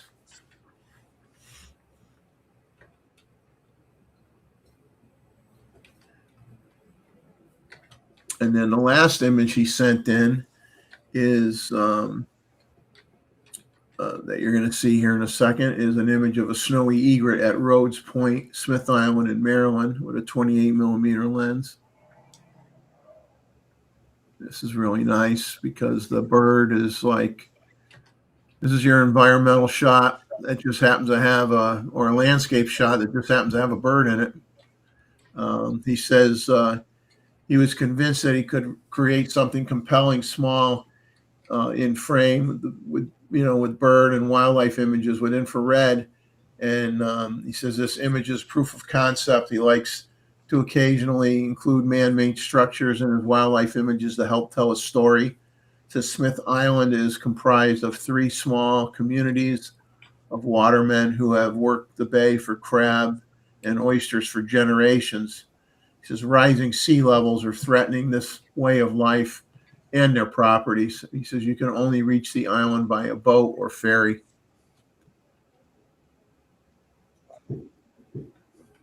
I noticed that he uses the 17 to 28 and 28 to 75. I used to have those 2 lenses, and I'm always shooting at 28. So I have a hard time trying to figure out which lens I was going to use. So I fixed that and got the 24 to 70. Oh, you could have just gotten a 28 millimeter prime too. Well, I got that too, but you need to zoom just in case. But I know when I was kind of first starting out in my, seriously starting out more in my teens, I, other than the nifty 50, that everybody had, I always bought a 28 millimeter lens. Yeah. I mean, that was my, and obviously, I own lenses that are wider than that, but the wider you get with your focal length, the harder it is to compose your image, because you got so much real estate that you're showing, so you gotta have the right, a good foreground element, and something in the background, sometimes even something in the middle, because if you just got a lot of stuff that doesn't add value to the image because you got a lens that's too wide, it doesn't really do you any good. You know what I'm saying? So you have certain images that work great with, like if you have the Nikon 14 to 30, that covers a pretty darn good range, right there. But it's not a lens that you're necessarily going to be using all the time either. Yeah. You got to have that right subject matter to take advantage of shooting stuff at the real wide end of things. And that's just my opinion. I'm sure, David, you can offer an opinion on that. You shoot with a lot of wider glass. Well, it all depends on the subject. And it's my 10, 12, and 15, I only use them after dark. and it's is because I find that they have too much in them, and my idea of photography is sometimes less is better, and if you have too much stuff in your image, then you lose your point of focus and everything else. So I use my wide stuff very limitedly, and it's but and that's the same with my 20. My I'll use my 24 to 120 all the time, and it's and I'll go down to 24, but usually it's not that often, you know. And when I go to shoot the mountains, I will. I can probably count the number of times I used my 14 to 30 or my 14 to 24 on the fingers of one hand, because there's just too much stuff there, and so you want to limit it. And but this everything that he has here, these are great, and I like the infrared to be black and white, especially if you have a narrow filter, is because with a narrow filter, only the red portion of your sensor is working. So really, it's black and white, you know, because you should have very little green and blue. And so that you really can't do any false color, because it's only your red that red portion is showing. So it's when you have a wide infrared filter, then you get the false color, and that usually doesn't impress me, you know. Scotch doesn't help either. Yeah. So the next set of images we have are from our friend Paul, aka Scubarazzi, and he just finished editing the images that you're going to see, coming back from a long weekend of scuba diving. They were in the Vale Verzasca, probably pronounced that wrong. That's located in the Italian part of Switzerland in the southern part of the Alps. He says you might even know one place in the valley. He says in the James Bond movie GoldenEye, he did a bungee jump from a dam. That dam is where the beautiful river Verzasca ends. He says it's a very special mountain river and very famous for its picturesque villages and great diving. Dive spots are very well known amongst divers, but they might also be dangerous because they can change from a beautiful clear river to a raging river.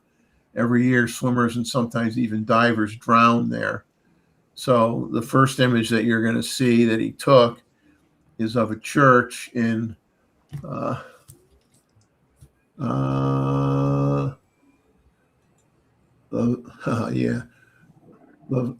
Lavertizo, one of the villages in the valley, because he did shoot it handheld against the sunset. So you were leaning against the sunset. Okay, that's a new one, Paul. He took a series of images and picked the one that was the sharpest. He had a slow shutter speed because it was already after 9 o'clock at night.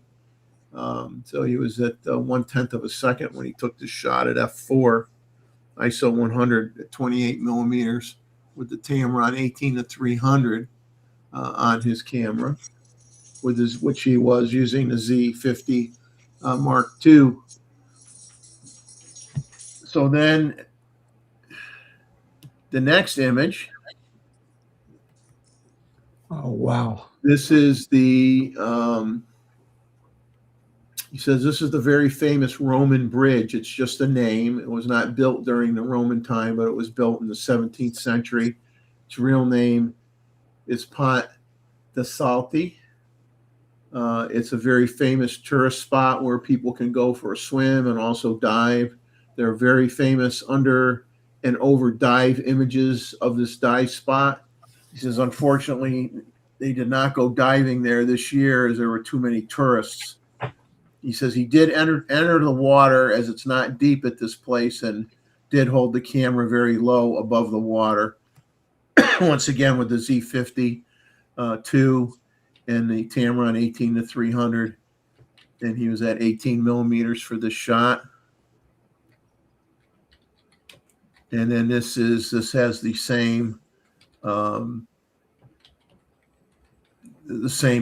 Roman bridge in this image, and he shot it after sunset, and he put the camera on a tripod. The tripod was in the water and the camera was low. He says he did want to get a slow shutter speed to soften the water. So this was at 2 seconds with the camera,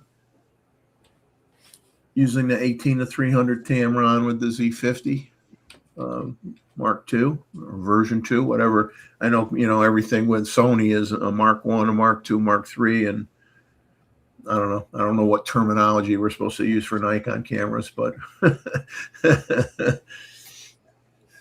Nikkor. Now this next image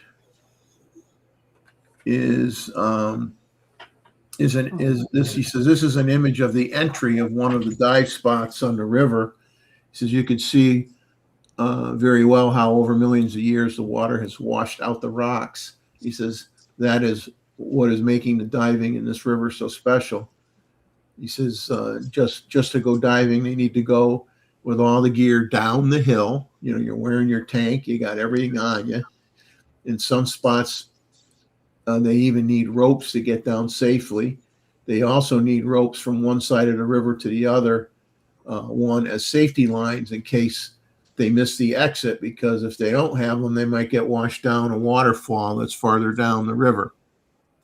So you may look at this image, as most of us would, and say, oh, that looks pretty calm, and anybody could just go in there and not a big deal, and things can change rather quick. And he takes the appropriate safety measures to make sure that he makes it home to get these images to us. Let's put it that way. He does everything in a very safe way. This next image here is an under-over shot. Okay, you got the diver under the water. You got the rocks in the sky above the water. This was at the end of one of their dives, and he comments and totally agree. The water is super, super clear. He says that unfortunately the diver didn't have a lamp with him. That would have made the image even better, but you can see how nicely the water has carved the rocks. It's not very easy to do under overshooting with his gear because his fisheye is not very big. He says it takes several tries, and he needs to close the aperture due to the fact that the part because of the part above and the part underwater are sharp. He needs both to be sharp, so he has to stop the lens down. Says all his underwater shots are done in full manual mode, including ISO and strobes, and so he uses the Sony RX100 VA is what he uses with a fisheye. In this case, a fisheye lens with his two Einon S2000 strobes, and he's at 1/200th of a second f7.1 ISO 320 at 24 millimeters. Wow. So these under-over shots, and this is the first of several that he took, are just really, really great. Here's another one. And he says this was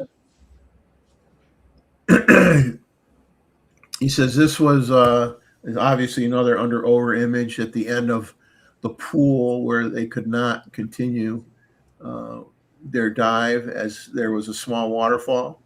He's sitting on a rock. You can see his fins. He's sitting on a rock, and then he's got his dive buddy, ascending in between his fins, basically.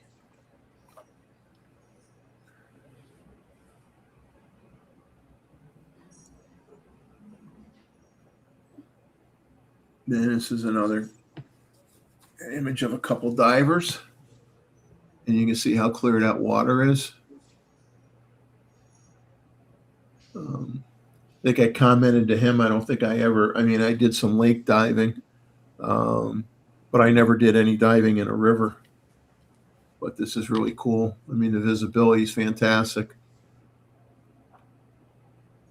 He says the water could be even clearer than what you're seeing in the picture, but he said it didn't rain for a while, so the water wasn't perfectly clear. And he says this spot is about 6 meters deep. Says the deepest dives were 16 meters at another dive spot that they went to. Says during the dives, he had to change the camera settings a lot. The light conditions change all the time. All the time.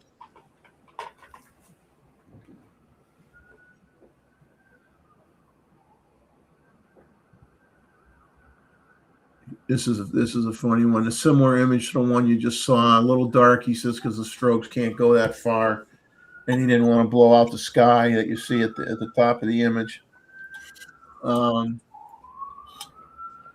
He says you can even see the clouds. He says the emoji on the rock was done by one of the divers.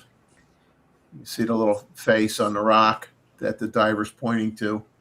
And due to low water, there's an algae on a lot of parts of the rock.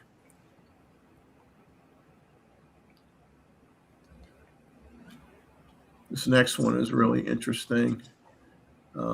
This narrow canyon that they went through. He says here the water is a little more green due to the algae in the water. He took a picture of the divers from the back. It feels somehow better than the images of the divers from the front. He says to him, this image looks like the Silfra fissure in Iceland, where one can dive between the European and American tectonic plates.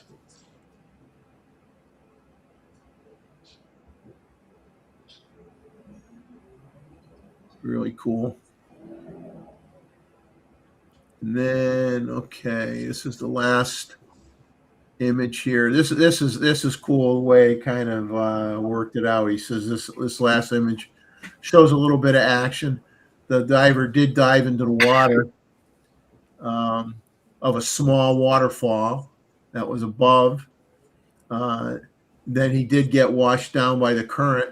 It's also why he had to use the faster shutter speed. So you see he has his hands like in fists, like he's a superhero, super scuba diver going through that dangerous environment.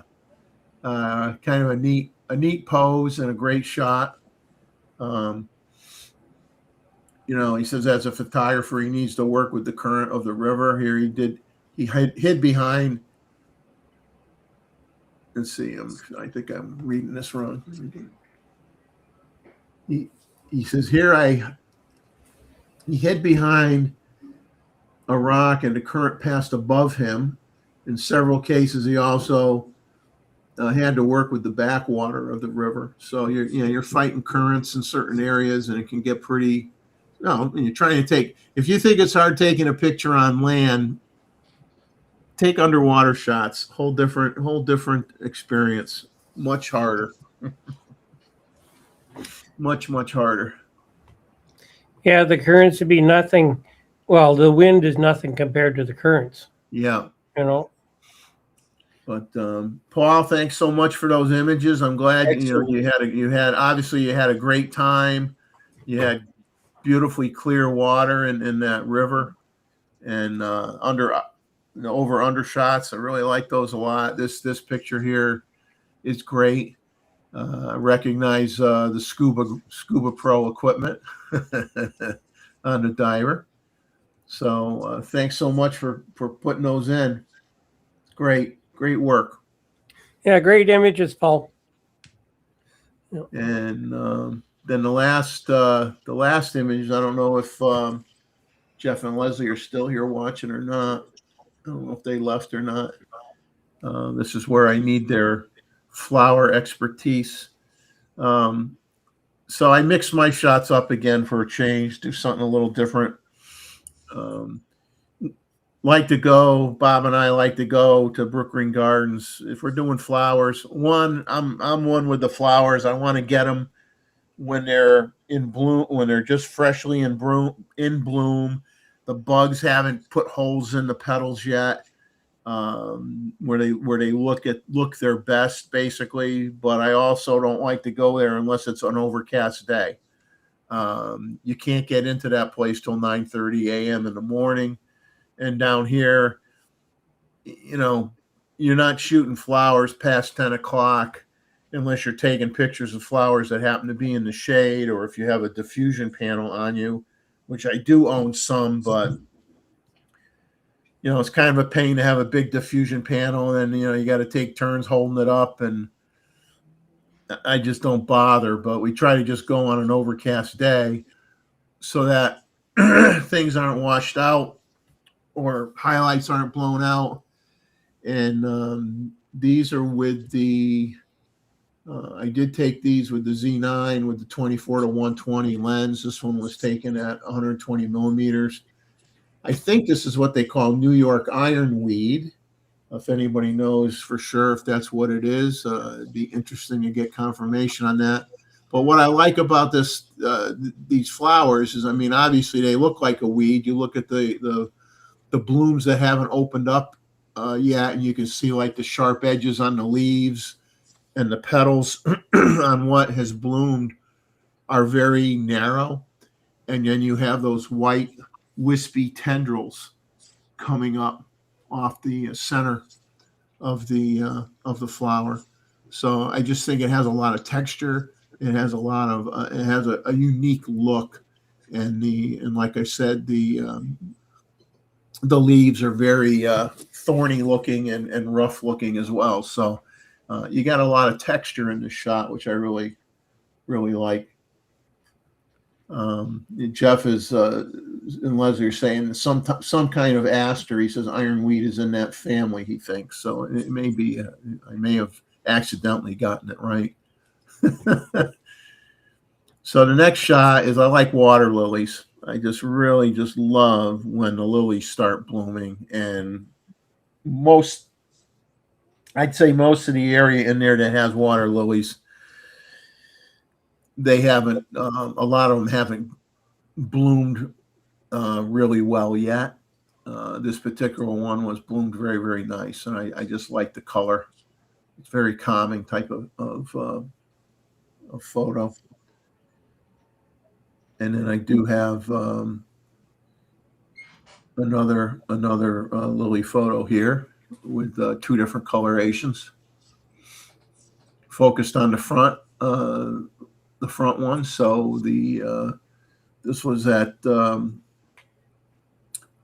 I did shoot this at f10, hoping that the one in the background would be tack sharp. It's acceptably sharp, but it's not tack sharp.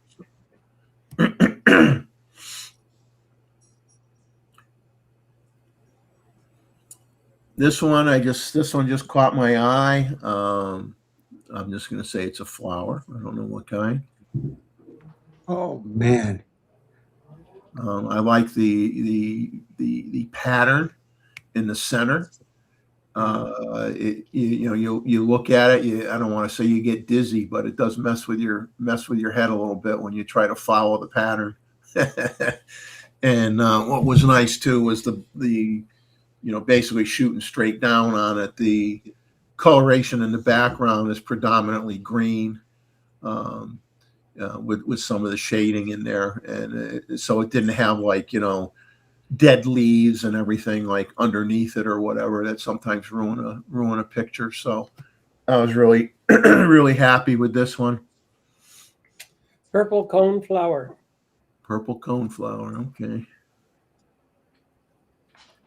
The next image is in the park. They like to, like I said, part of it's a botanical garden, but equally so is sculptures. They have buildings that you can go inside to see artists work. They got some open areas that have walls, but there's no roof, and there's sculptures in there as well.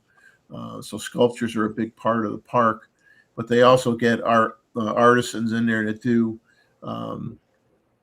other neat little, I'll use the term, sometimes they call it artsy fartsy kind of stuff. That's kind of neat. They have a glass blower that's done some really nice glass sculptures of flowers and butterflies and stuff like that. And during the week at night, I haven't gone at night yet. It's a separate admission, I mean, to the park for that. But they have where they light up some of these glass sculptures that the guy has throughout the whole campus there. And it's really, really extraordinary. But you also find stuff like this, where all of a sudden you hit a section and you got all these different colored umbrellas just hanging down from the live oaks. So I just thought this was kind of a neat image to try to get when I have time, because it isn't something I do all the time. What I really wanted to do with this photo, but I didn't have the time to do it, was I wanted to have the background in black and white, and I wanted to have each umbrella's color. So it was the only thing in color was the umbrellas. So that's something I want to do when I have the time to do it.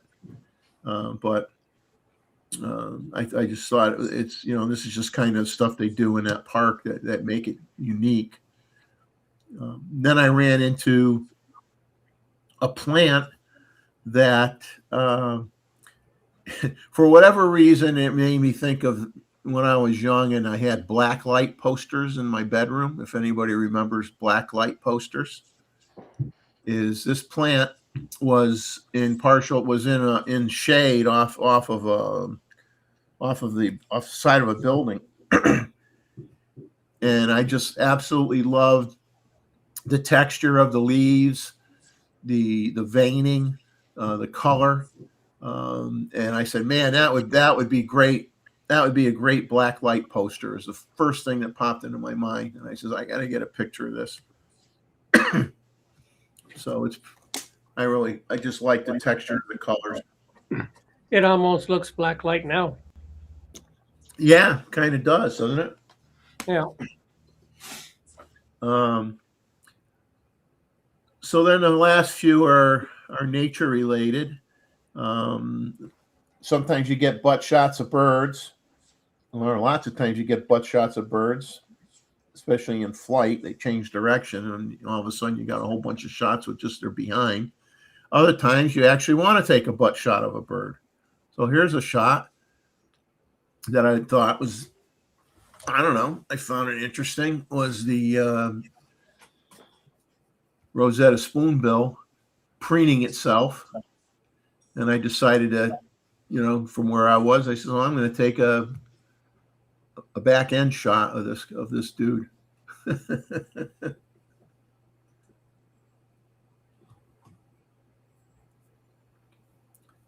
Then we move on to a different part of the park. And this was very early in the morning. And this is like totally unedited. Just right out of the camera. I like just how it looked, just out of the camera. Could have made the bird darker, but I wanted to leave it the way it was because you could see the blue of the beak, so it's a blue heron. Where so you kind of that way you kind of know what the bird is. I could have darkened it, darkened the blacks a little more and made it so it was a complete silhouette without any detail at all in terms of what the bird might have been. But I kind of liked it the way it was, so I just left it how I took it on the camera. Then in another area of the park where they've done some manipulation, you can see all the reeds in this image that are broken. They went in and they wiped out a large area of reeds, and they also destroyed a bunch of nesting areas during the nesting season on an island, a little island that was maybe 20 feet, 30 feet from the walkway. There was some water around the island, obviously, and then there were a lot of trees. I mean, maybe there were excessive trees there, but now what's left is nothing that would allow birds to nest because they're just very, very tall and they don't have a lot of branches on them. And they basically ruined a nesting area for God knows what reason. During the nesting season, when they were not only building nests, but they were also probably laying eggs in some of the nests, and they went and they just like knocked down a whole ton of trees, and then they chopped down a whole bunch of reeds. And so these subjects here were this is with the 800 PF with the Z9, and this is still cropped because the subject was really far away. But I think it kind of showed kind of like a good representation of some of the reeds that have come back and some of them that got destroyed. Then my last image, I will let you use your imagination. This was, and I think I'm just going to leave it at that. I'll let you see whatever you think you see in this image. And all I can say, this was a natural image. This wasn't anything Photoshopped. This wasn't anything made up. And for whatever reason, excuse me, I had a dry throat. I saw this. I was just like looking around like I always do and saying, I'll see if there's anything interesting over here. And then I just laughed when I saw this. And I said, I'll take this and share it on the show and let you guys have a little fun with your imagination. Oh, wow. I like that. Yep. Are you just trying to change the rating of this show to X or what? Yeah. You got to watch how Google AI, when they go to review this image, what it thinks. Yeah. Well, hey, this is a natural tree formation. That's all I could say. Yeah. And one could think of what it represents any way your heart desires. I am not going to interpret it for you. But that is it for our images. So we're at that point now where I will go back to the beginning and we will go through all the images and show each image like for 4 seconds or so. And so for anybody that shows up late can get a quick preview of what we had on the show.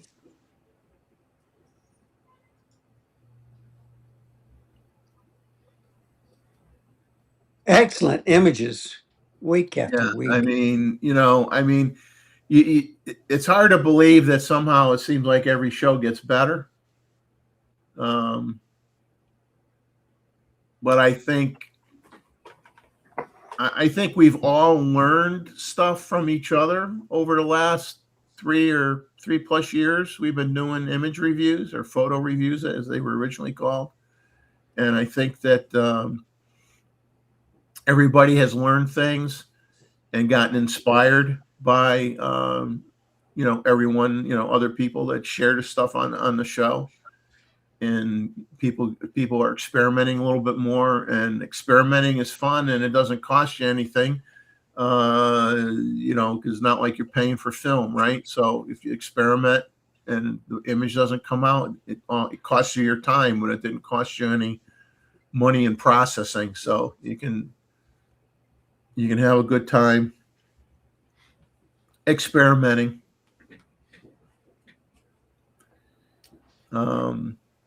I did experiment. I don't know if anybody's really used how many people may have used the blur function that's in Lightroom.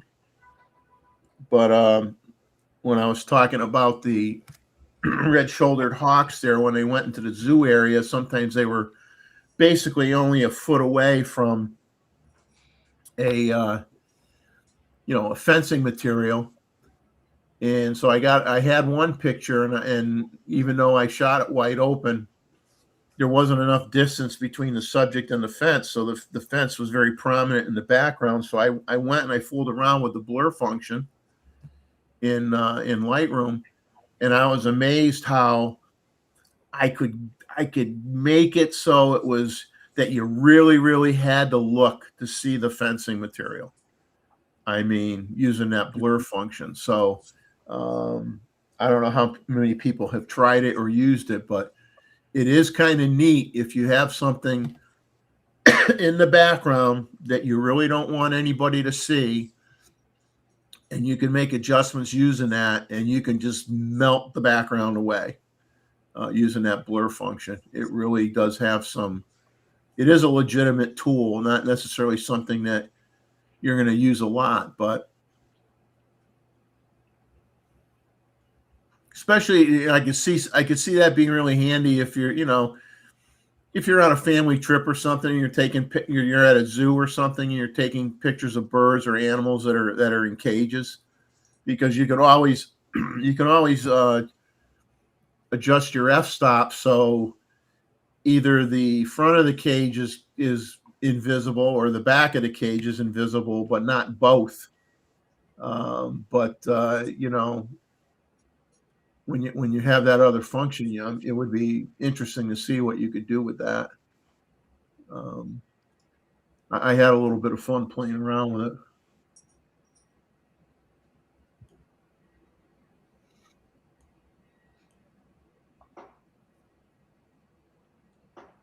I mean, everybody, A plus plus on the images.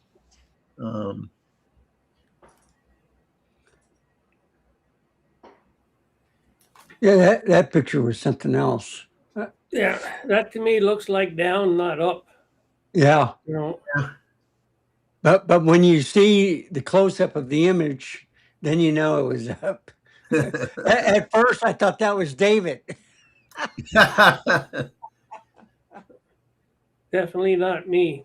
Yeah. Wow.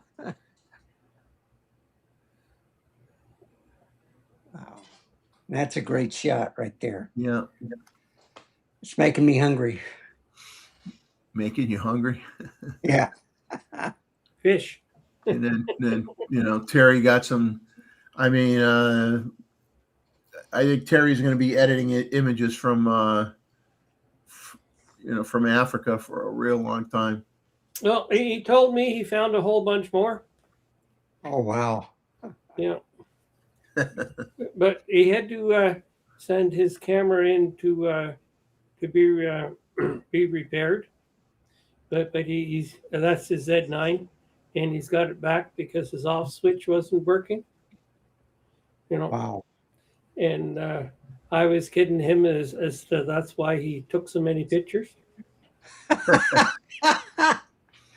Usually I just pop the battery out. Yeah. Well, see, I did a calculation of the number of pictures that he shot.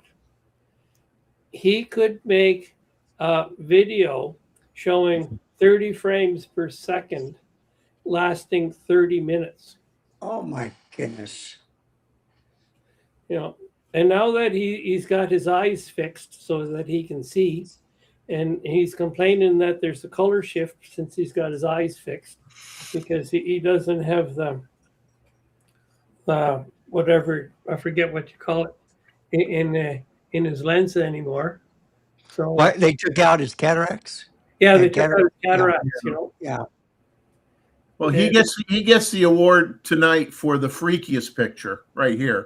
Oh yeah. Yeah. Yeah. That is the freaky picture of the show right there, I think. Yeah. That's Yeah, it's he should send that one to Steven Spielberg. I think, for a future sci-fi movie. Yeah.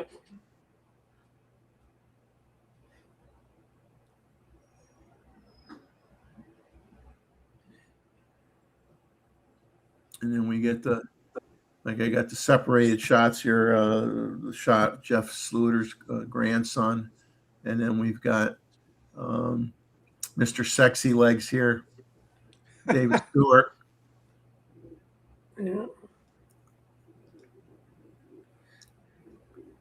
And then we got as Sanjit says, oh, here's my oops shots. I like the way these shots go together in a series. Yeah. You know, Yeah. separately they're not so good, but as a series they're much better. You know, in New York City, It tells a short story because of what's around what's around the bird too. You know. Yeah. yeah. So it kind of it does kind of like it's like a like you said, it's like a short story in three pictures. Yeah, you're talking about birds moving into the city. New York City is losing a lot of their rat population because the falcons have moved in and they're cleaning up the neighborhoods. So I guess there are some advantages of having birds, you know, in the city. So It's, Jeff Sluter's other images with his public service announcement here: kill kill all lanternfly larvae. I've never seen those. Wow. No, I haven't either. But I'll admit that I'm not necessarily looking for them either. But I've never seen them. Yeah.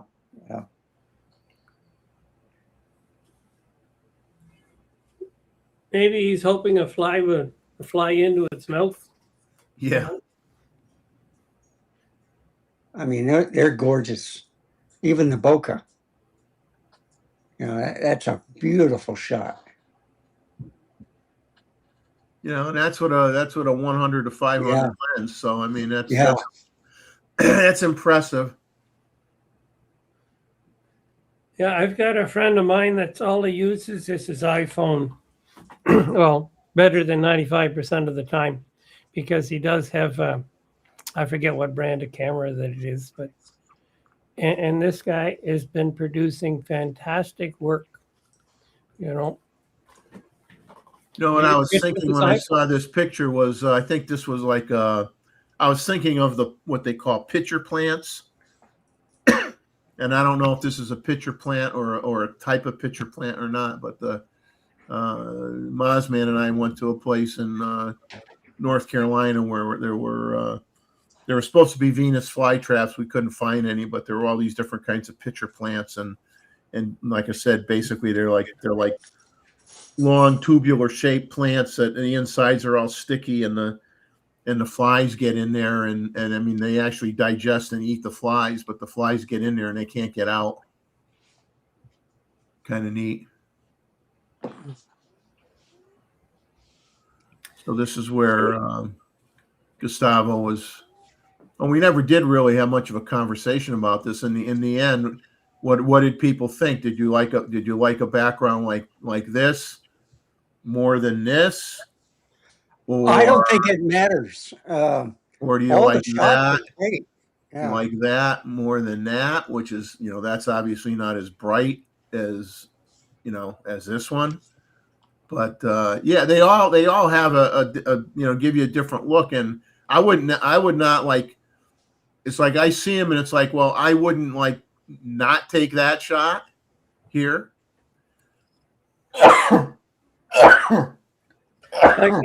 Like I like this one better because all the birds are in the light. Yeah. Yeah. More so than the others. But you got to shoot what you shoot, Yeah. And it's and when they're all in the light, you might only get 2 chances a day, to get them. Whereas this way he's extending his shooting period, so. Yeah. And he's got the advantage, he can sit inside and he can watch all of this stuff. Yeah. He's shooting it. If he's using his remote, he could sit inside and fire the camera while he's sitting on his couch, probably. No, he can't see it from the main part of the house. He has to go. I'm not too sure where it is, but he's still in the house. So, But still, those are great shots. yeah. But see here, the chicks are in the shade just a little bit, Yeah. you know. Yeah, the bark isn't blown out Yeah. by any means. And then we got the images that Rakesh did with the changing the aspect ratio and giving himself a nice border. Yeah. So if he prints this out on canvas, he'll have it won't be edge to edge with the print. Will look more like a picture. I find that with canvas, that the way that they stretch the canvas, you don't get those straight lines. You know. Oh, you think it would screw it up? Yeah. It'd be much on paper. You don't have that problem, you know. Unless I guess you could print it on a paper that's like a rag type paper that's kind of very rough, you know. You could probably do something like that and then put it in a frame, maybe. Yeah, I like this image. You can start to see. Oh, I can see faces in this. You see two eyes just above that mountain in the middle. Yeah, And eye there and an eye there. Yeah, and it's kind of like a big bird coming at you because you got the beak touching the mountain.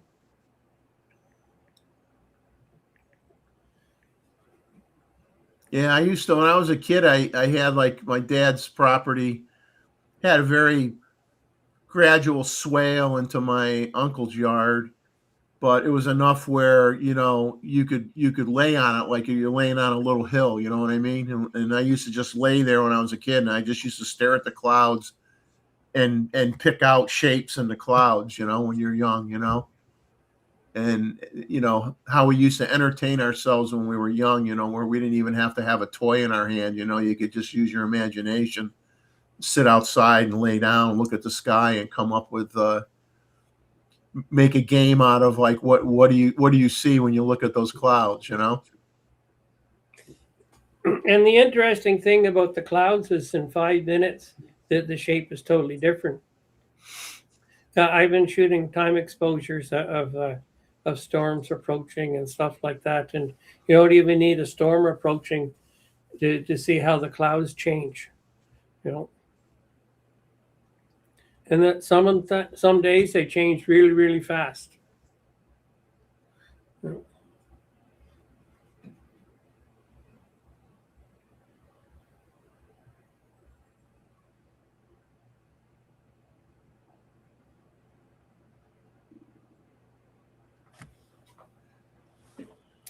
And these mountains meet my definition of mountain because they can have no plant growth at the top.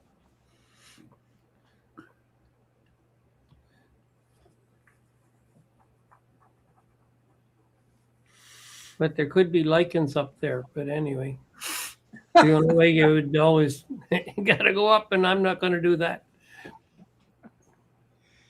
Well, you could probably get up, but then coming down is the hard part. You may have to take the shortcut and just jump. Yeah, you'll always get down. Yeah. Yeah, you may have to be rescued. I don't know about that. Like if you're climbing up and you're doing it in a way that, like, I'm scared of heights. So if I was climbing up like a gradual path, where you didn't really, unless you turned around, you're just looking at the path and you're just moving along and you go, oh, this ain't so bad. And then you get to the top and you go, oh crap, look how high I am. Then I'd be like, better call in the helicopter to come pick me up because I ain't going down now.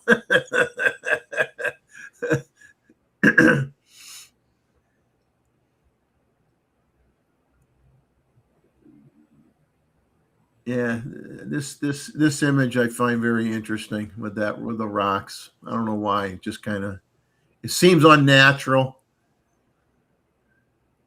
No, you get a shear zone in there, and it's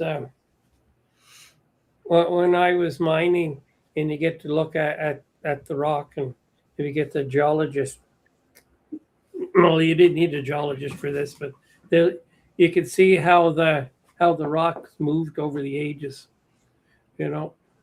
And it's some places we're working, when you go to drill a hole, you had to be careful of how you did it, because you've left your drill and your bit in the hole too long. The rock was moving, and it would jam the bit, so you couldn't get it out. Like some places, the rock's moving that fast. Wow.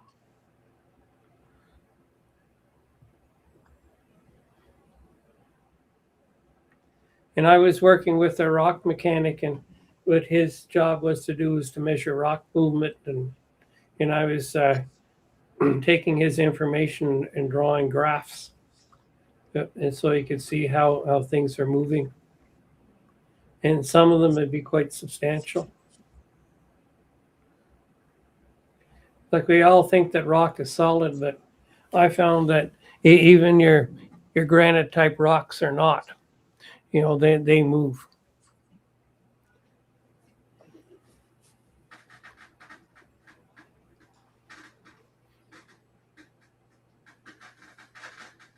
It's okay, Patch. Calm down.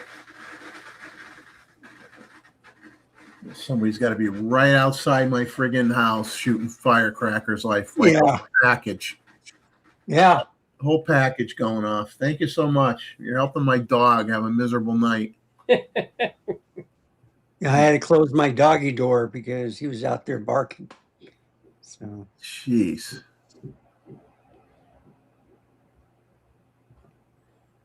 Well, the thing is, too, it's like, you know, the normal fireworks shows are over by now, you know, so this is these are just people that are going to keep doing this until 2 or 3 in the morning.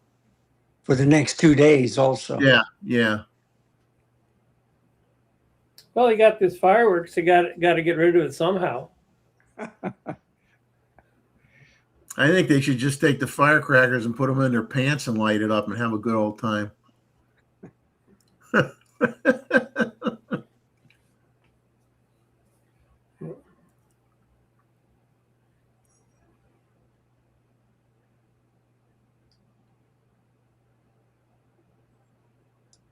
Yeah, these over and under shots are cool.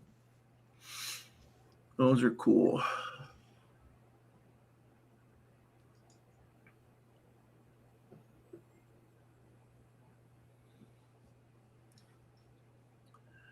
Okay, here's a contest. Since we see Scubarazzi's feet, we got to figure out what shoe size he is from this picture.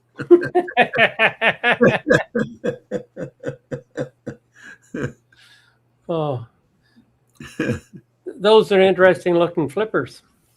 Yeah.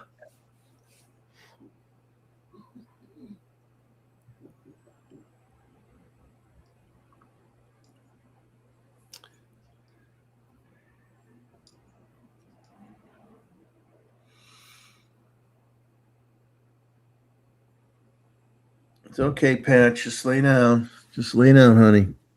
Come on. You'll be okay.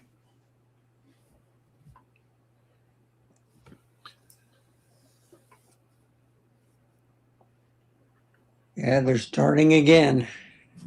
Yeah, he needs that S on his chest, though, not on his leg. Yeah. And a cape. It's like Scuba Pro is here. Well, to save he the day. doesn't really need the cape, because of the way his backpack is. It almost looks like a cape. Yeah. You know?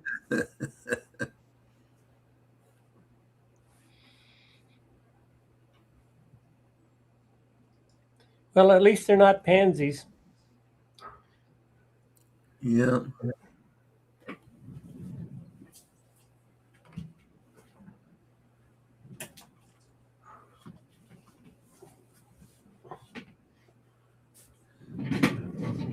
It's still a beautiful flower. I like that. This will probably look interesting with the black light too. Yeah. Well, I remember when I was a kid, a lot of black light posters, if not, well, I think most of them were like a felt finish to them, like a velvet almost, you know, when you touched them. Yeah.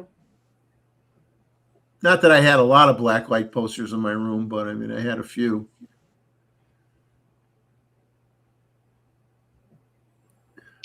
I think I might even still have my black light.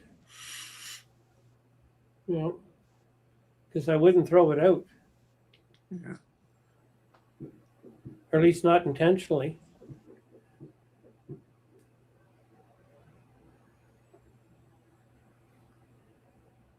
Yeah, there's some people that spend literally thousands of dollars on fireworks. I don't So what are know. you going to call this picture, Jeff?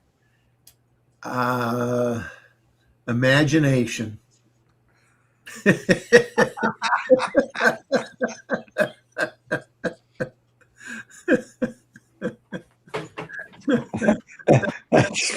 good. Oh God. Hey, you know, I figured that would be the last image you would think that you would ever see from me. So of course I had to show it. I like to do things that are somewhat unpredictable. So we got a little bit of time here. And before we get into the rumor stuff, once again, a big thank you for everybody that joined us on the panel. I know this is the 4th of July. To have, you know, the people in the chat tonight when they could be out enjoying the fireworks and they're watching us. You must have very poor fireworks where you live for you to be visiting us when you could be enjoying the fireworks, but we do appreciate it very much. There's not a lot, like I said, there wasn't a lot in the rumors per se. Nikon, you know, updated firmware update on the Nikkor Z35 and 50 millimeter f1.4 lenses. And all it did was change the position of focusing lenses when the camera is turned off to improve startup reliability.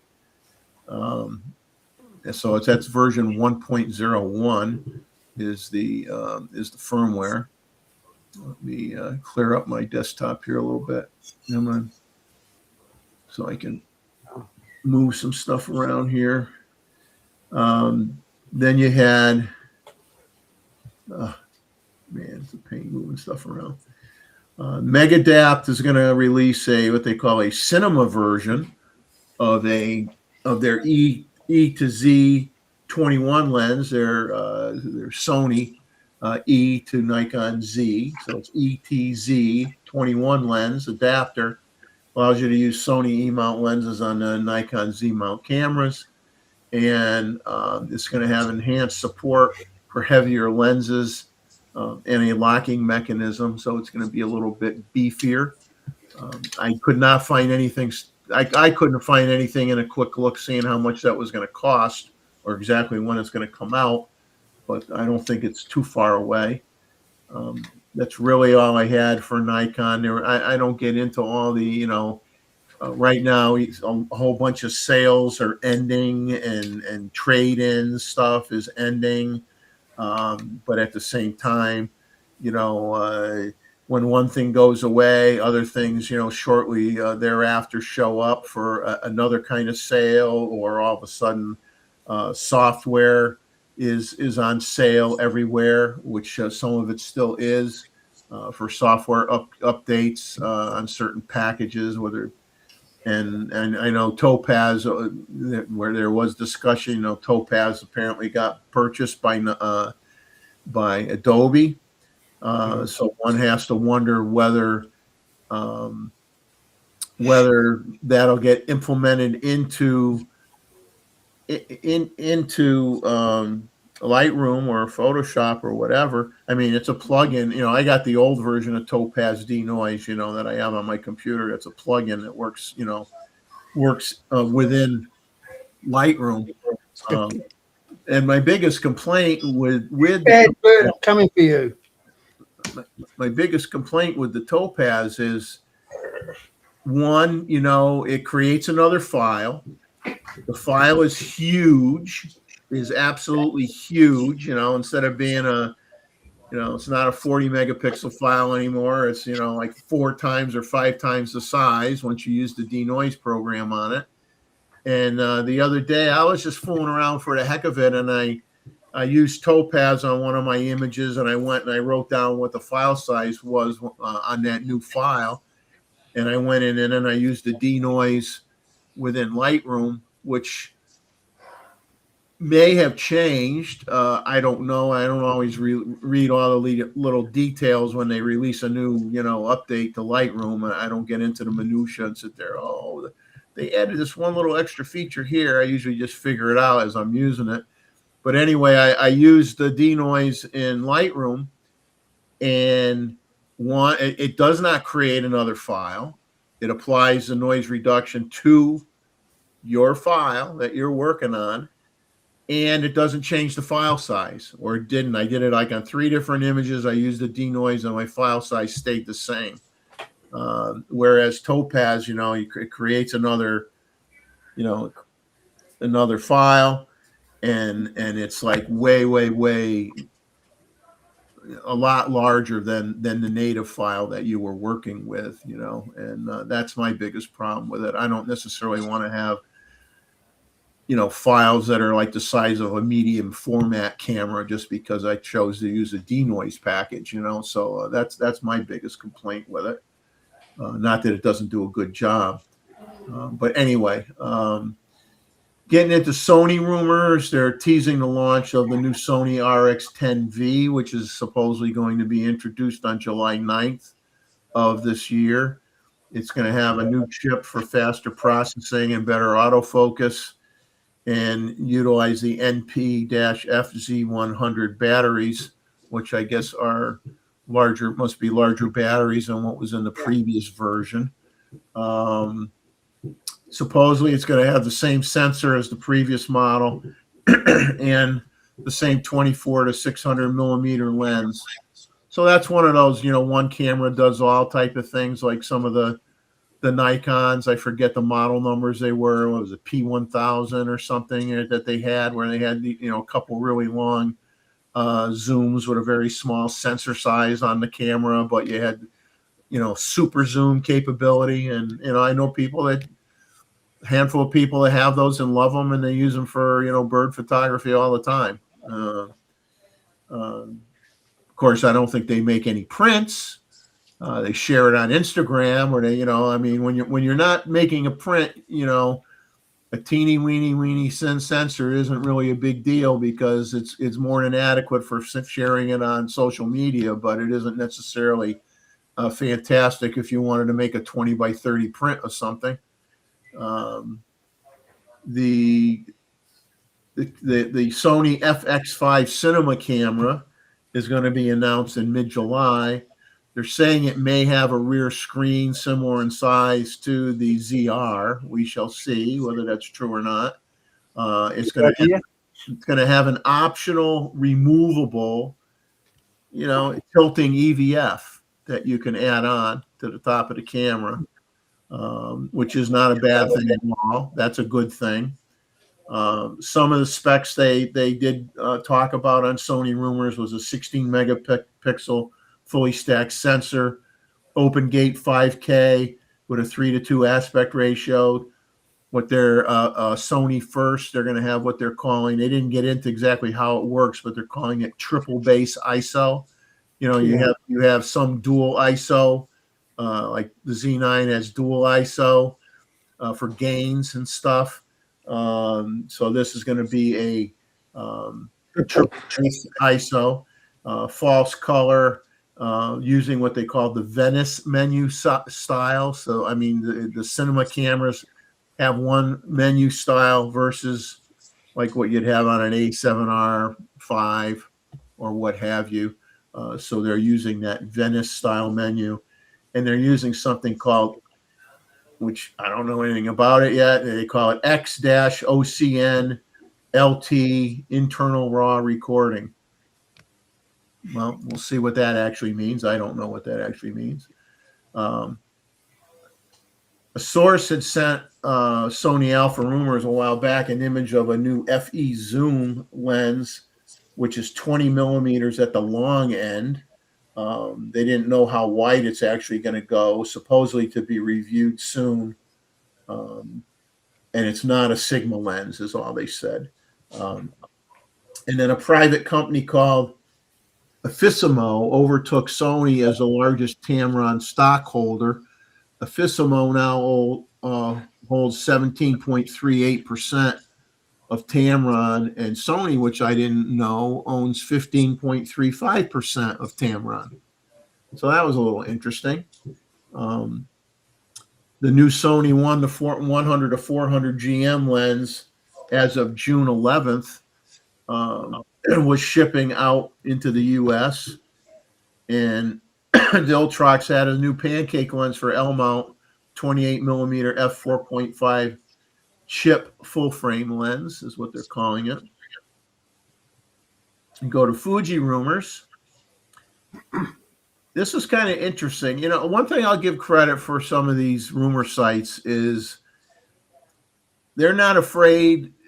You know, it depends on one site, what site you're on. But some of the people that run the sites have no problem bashing the brand that they talk about all the time. I mean, they'll compliment them, and at the same time, they'll bash them when they feel they need to get bashed. Now, there's others that will never bash the brand, you know, heaven forbid. Ambassadors. But Fuji isn't one of those that's afraid to bash the brand. So they had an article titled "The Gallery of Horrors: Fujifilm Continues to Ruin Wildlife Photography." And I pulled out one excerpt from it, and it says, "Here on Fuji Rumors, we are on a mission. Warn photographers about the disastrous results they'll get with Fujifilm cameras when doing wildlife photography." Now, I looked at the images that they showed from the article, and to be honest with you, I thought the images were excellent. I didn't have any issue with the images. But apparently when I read a little bit further on in the article, because I didn't read the whole thing, the problem isn't that it can't take an exceptional wildlife photo. The problem apparently is the autofocus accuracy. So where, you know, maybe if you shot 100, I'll just make this up. Let's say you shot 100 images with a Nikon or 100 images with a Sony, and 95 out of the 100 were sharp.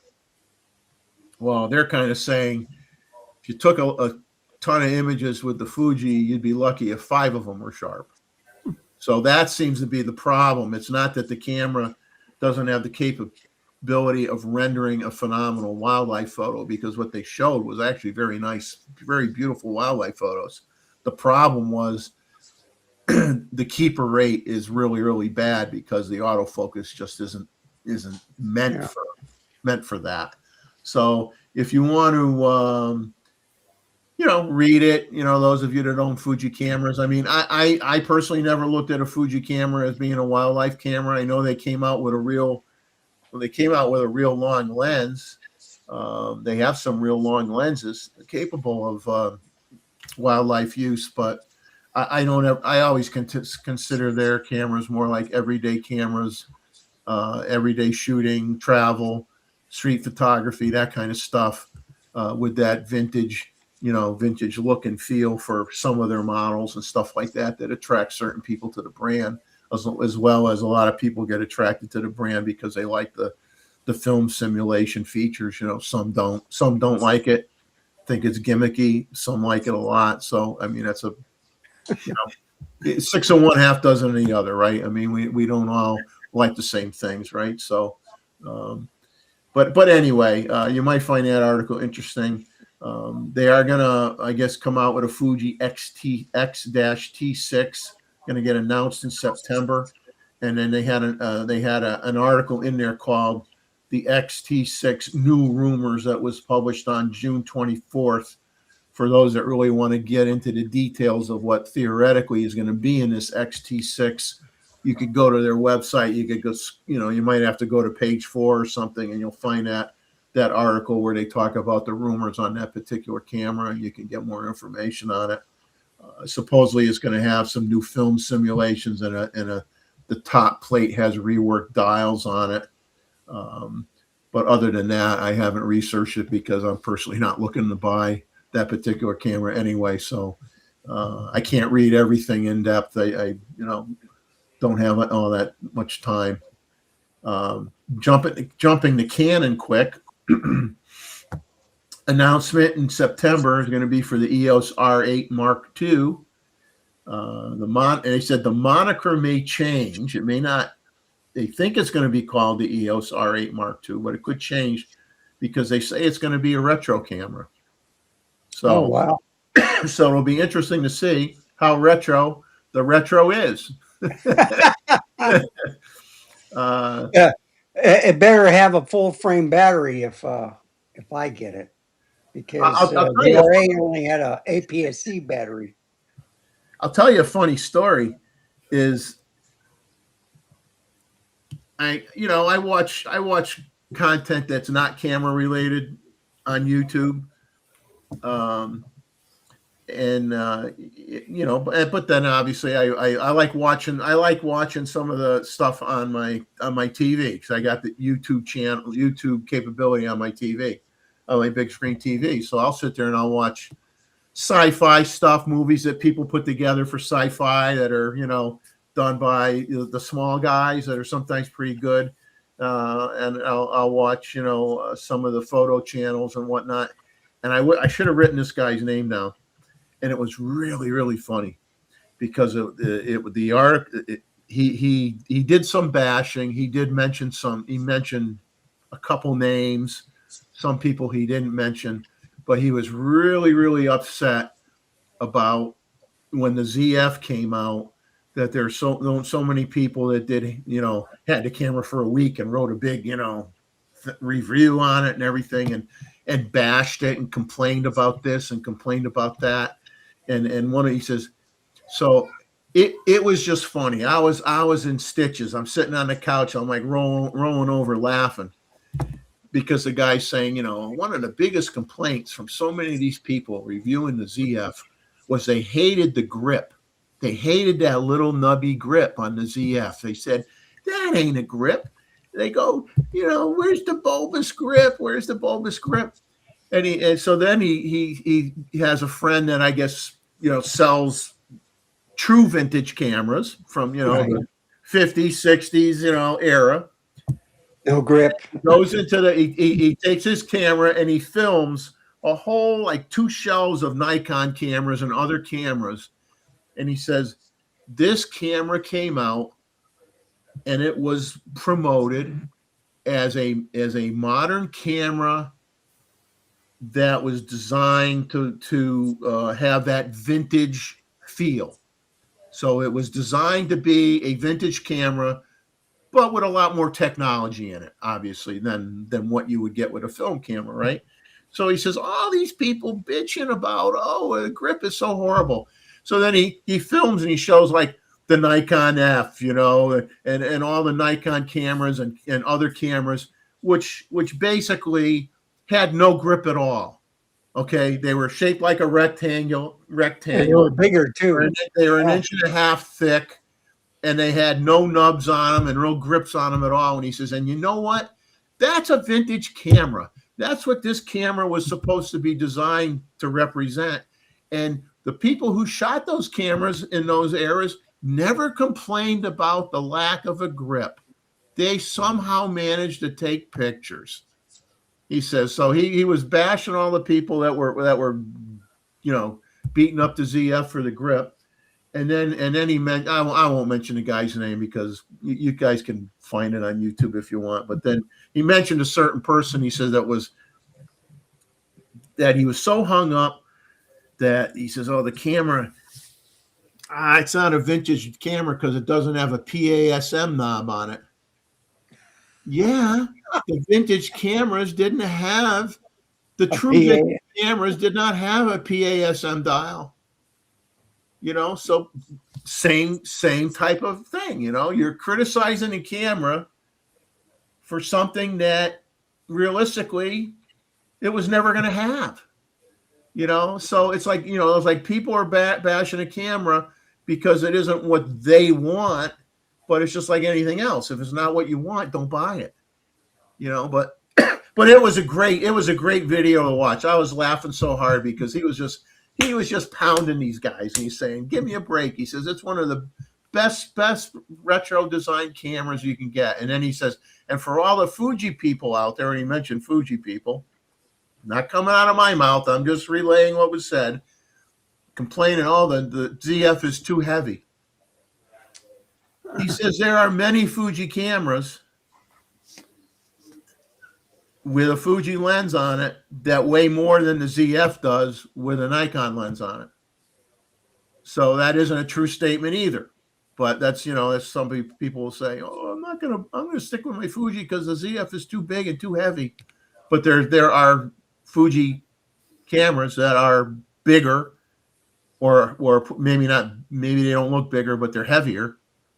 Okay. So you dispelled that rumor too, but it was a real funny video because I never heard of this guy. And I just found it as a good half hour of entertainment, of laughing.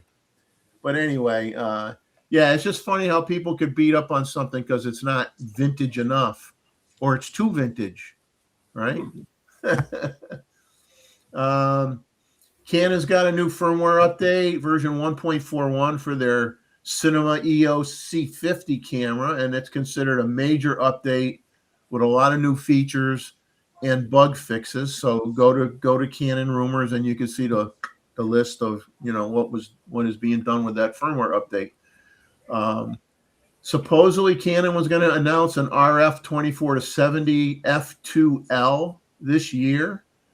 He said at this point in time it would be a world's first. Suspect announcement in late August, early September. Opinion is no image stabilization, potentially a $3,000 lens. And he said another unknown world's first type of lens may be announced later in the year, but unknown what it will be. A couple of good sources are saying the plan is to announce replacements for the RF 400mm 28L ISUSM and the RF 600mm f4L ISUSM in late fourth quarter, but don't expect them to ship until 2027.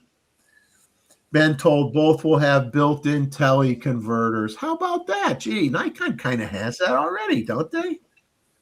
And they sell for a lot less than the Canon lenses that don't have a built-in tele converter. Interesting. So now those lenses are going to get redesigned and they're going to have a built-in tele converter. But I guarantee you, there's still going to be a lot more money than the Nikon versions will be. You watch. They'll still be probably $3,000 or $4,000 more than the Nikon ones.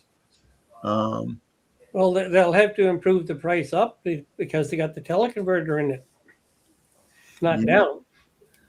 But that's all I got for rumors. But yeah, that's kind of interesting. It'll be interesting to see what the price point is. But I mean, if you're already selling the non-teleconverted lens for, in some cases, $4,000 or $5,000 more, I don't expect the price to go down when you put the tele in it. So that video you were talking about with the Nikon ZF, was that by Skylar King, where he made a funny? It might have been. Yeah, he was talking about everyone is wrong about the ZF. Yeah. I thought that was great too. That was a great video. If you want to have a good laugh, Skylar King is his name, you said? Yeah. So check out Skylar King and look up his video on on the ZF, because it was very funny and very truthful, very, very accurate as well. I mean, it wasn't. But let's see. Let me bring up the chat so I can see it in front of me instead of to the side of me. Is there anything, did you guys pick up on anything in the chat that we want to pull in here and talk about for a few minutes? No, Viltrox have got a new action cam. Oh, I haven't heard that. Wow. How big is it? Not very big. I've gone back to action cams because I can't use a normal one. I've been using old Godox. Not Godox, GoPro. GoPros, yeah.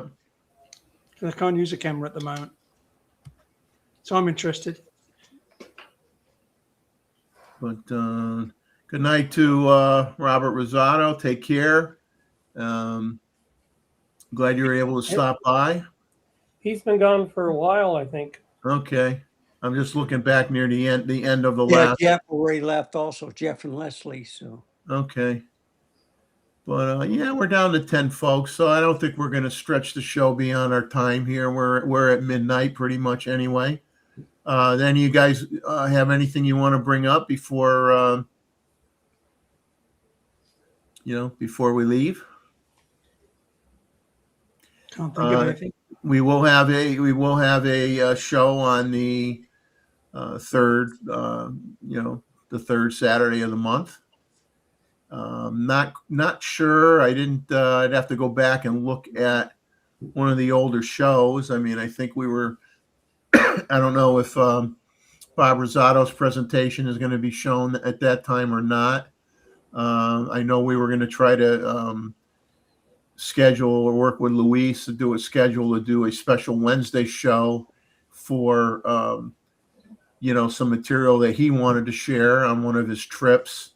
But Gustavo's kind of keeping his thumb on all that stuff in terms of the dates. So I don't want to misspeak, but whether we have a presentation or not, we will obviously have a show on the third week of the month. So we may have an additional show on a Wednesday later in the month as well. So we will obviously you'll know because you'll get a notification on the channel if we're when we have another live stream event. So thank everybody here for spending your 250 years on the 4th of July with us crazy people who have no life. So we're here. And I like to thank everybody on the panel as always, and a big thank you to the people who, just everybody that just month after month after month amaze us with the images that we get. It's an honor to be a facilitator of sharing these images with everybody else out there. As I said to a person I was writing to in a email, I said, it's just wonderful stuff that we get. I says, I just wish that there were more people that watch the show to actually see this stuff, because there's so much you could gain from what everybody does and shares on the show. And it's just a shame that we just don't, pull in the people to be able to see it. Because I think if they actually came and they watched the show and they saw these images, they would at a minimum probably make sure they don't miss the image review if they actually took the time to watch it.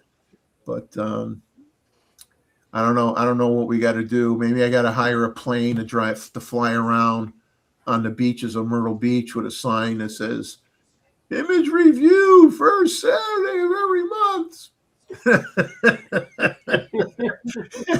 Get people to notice.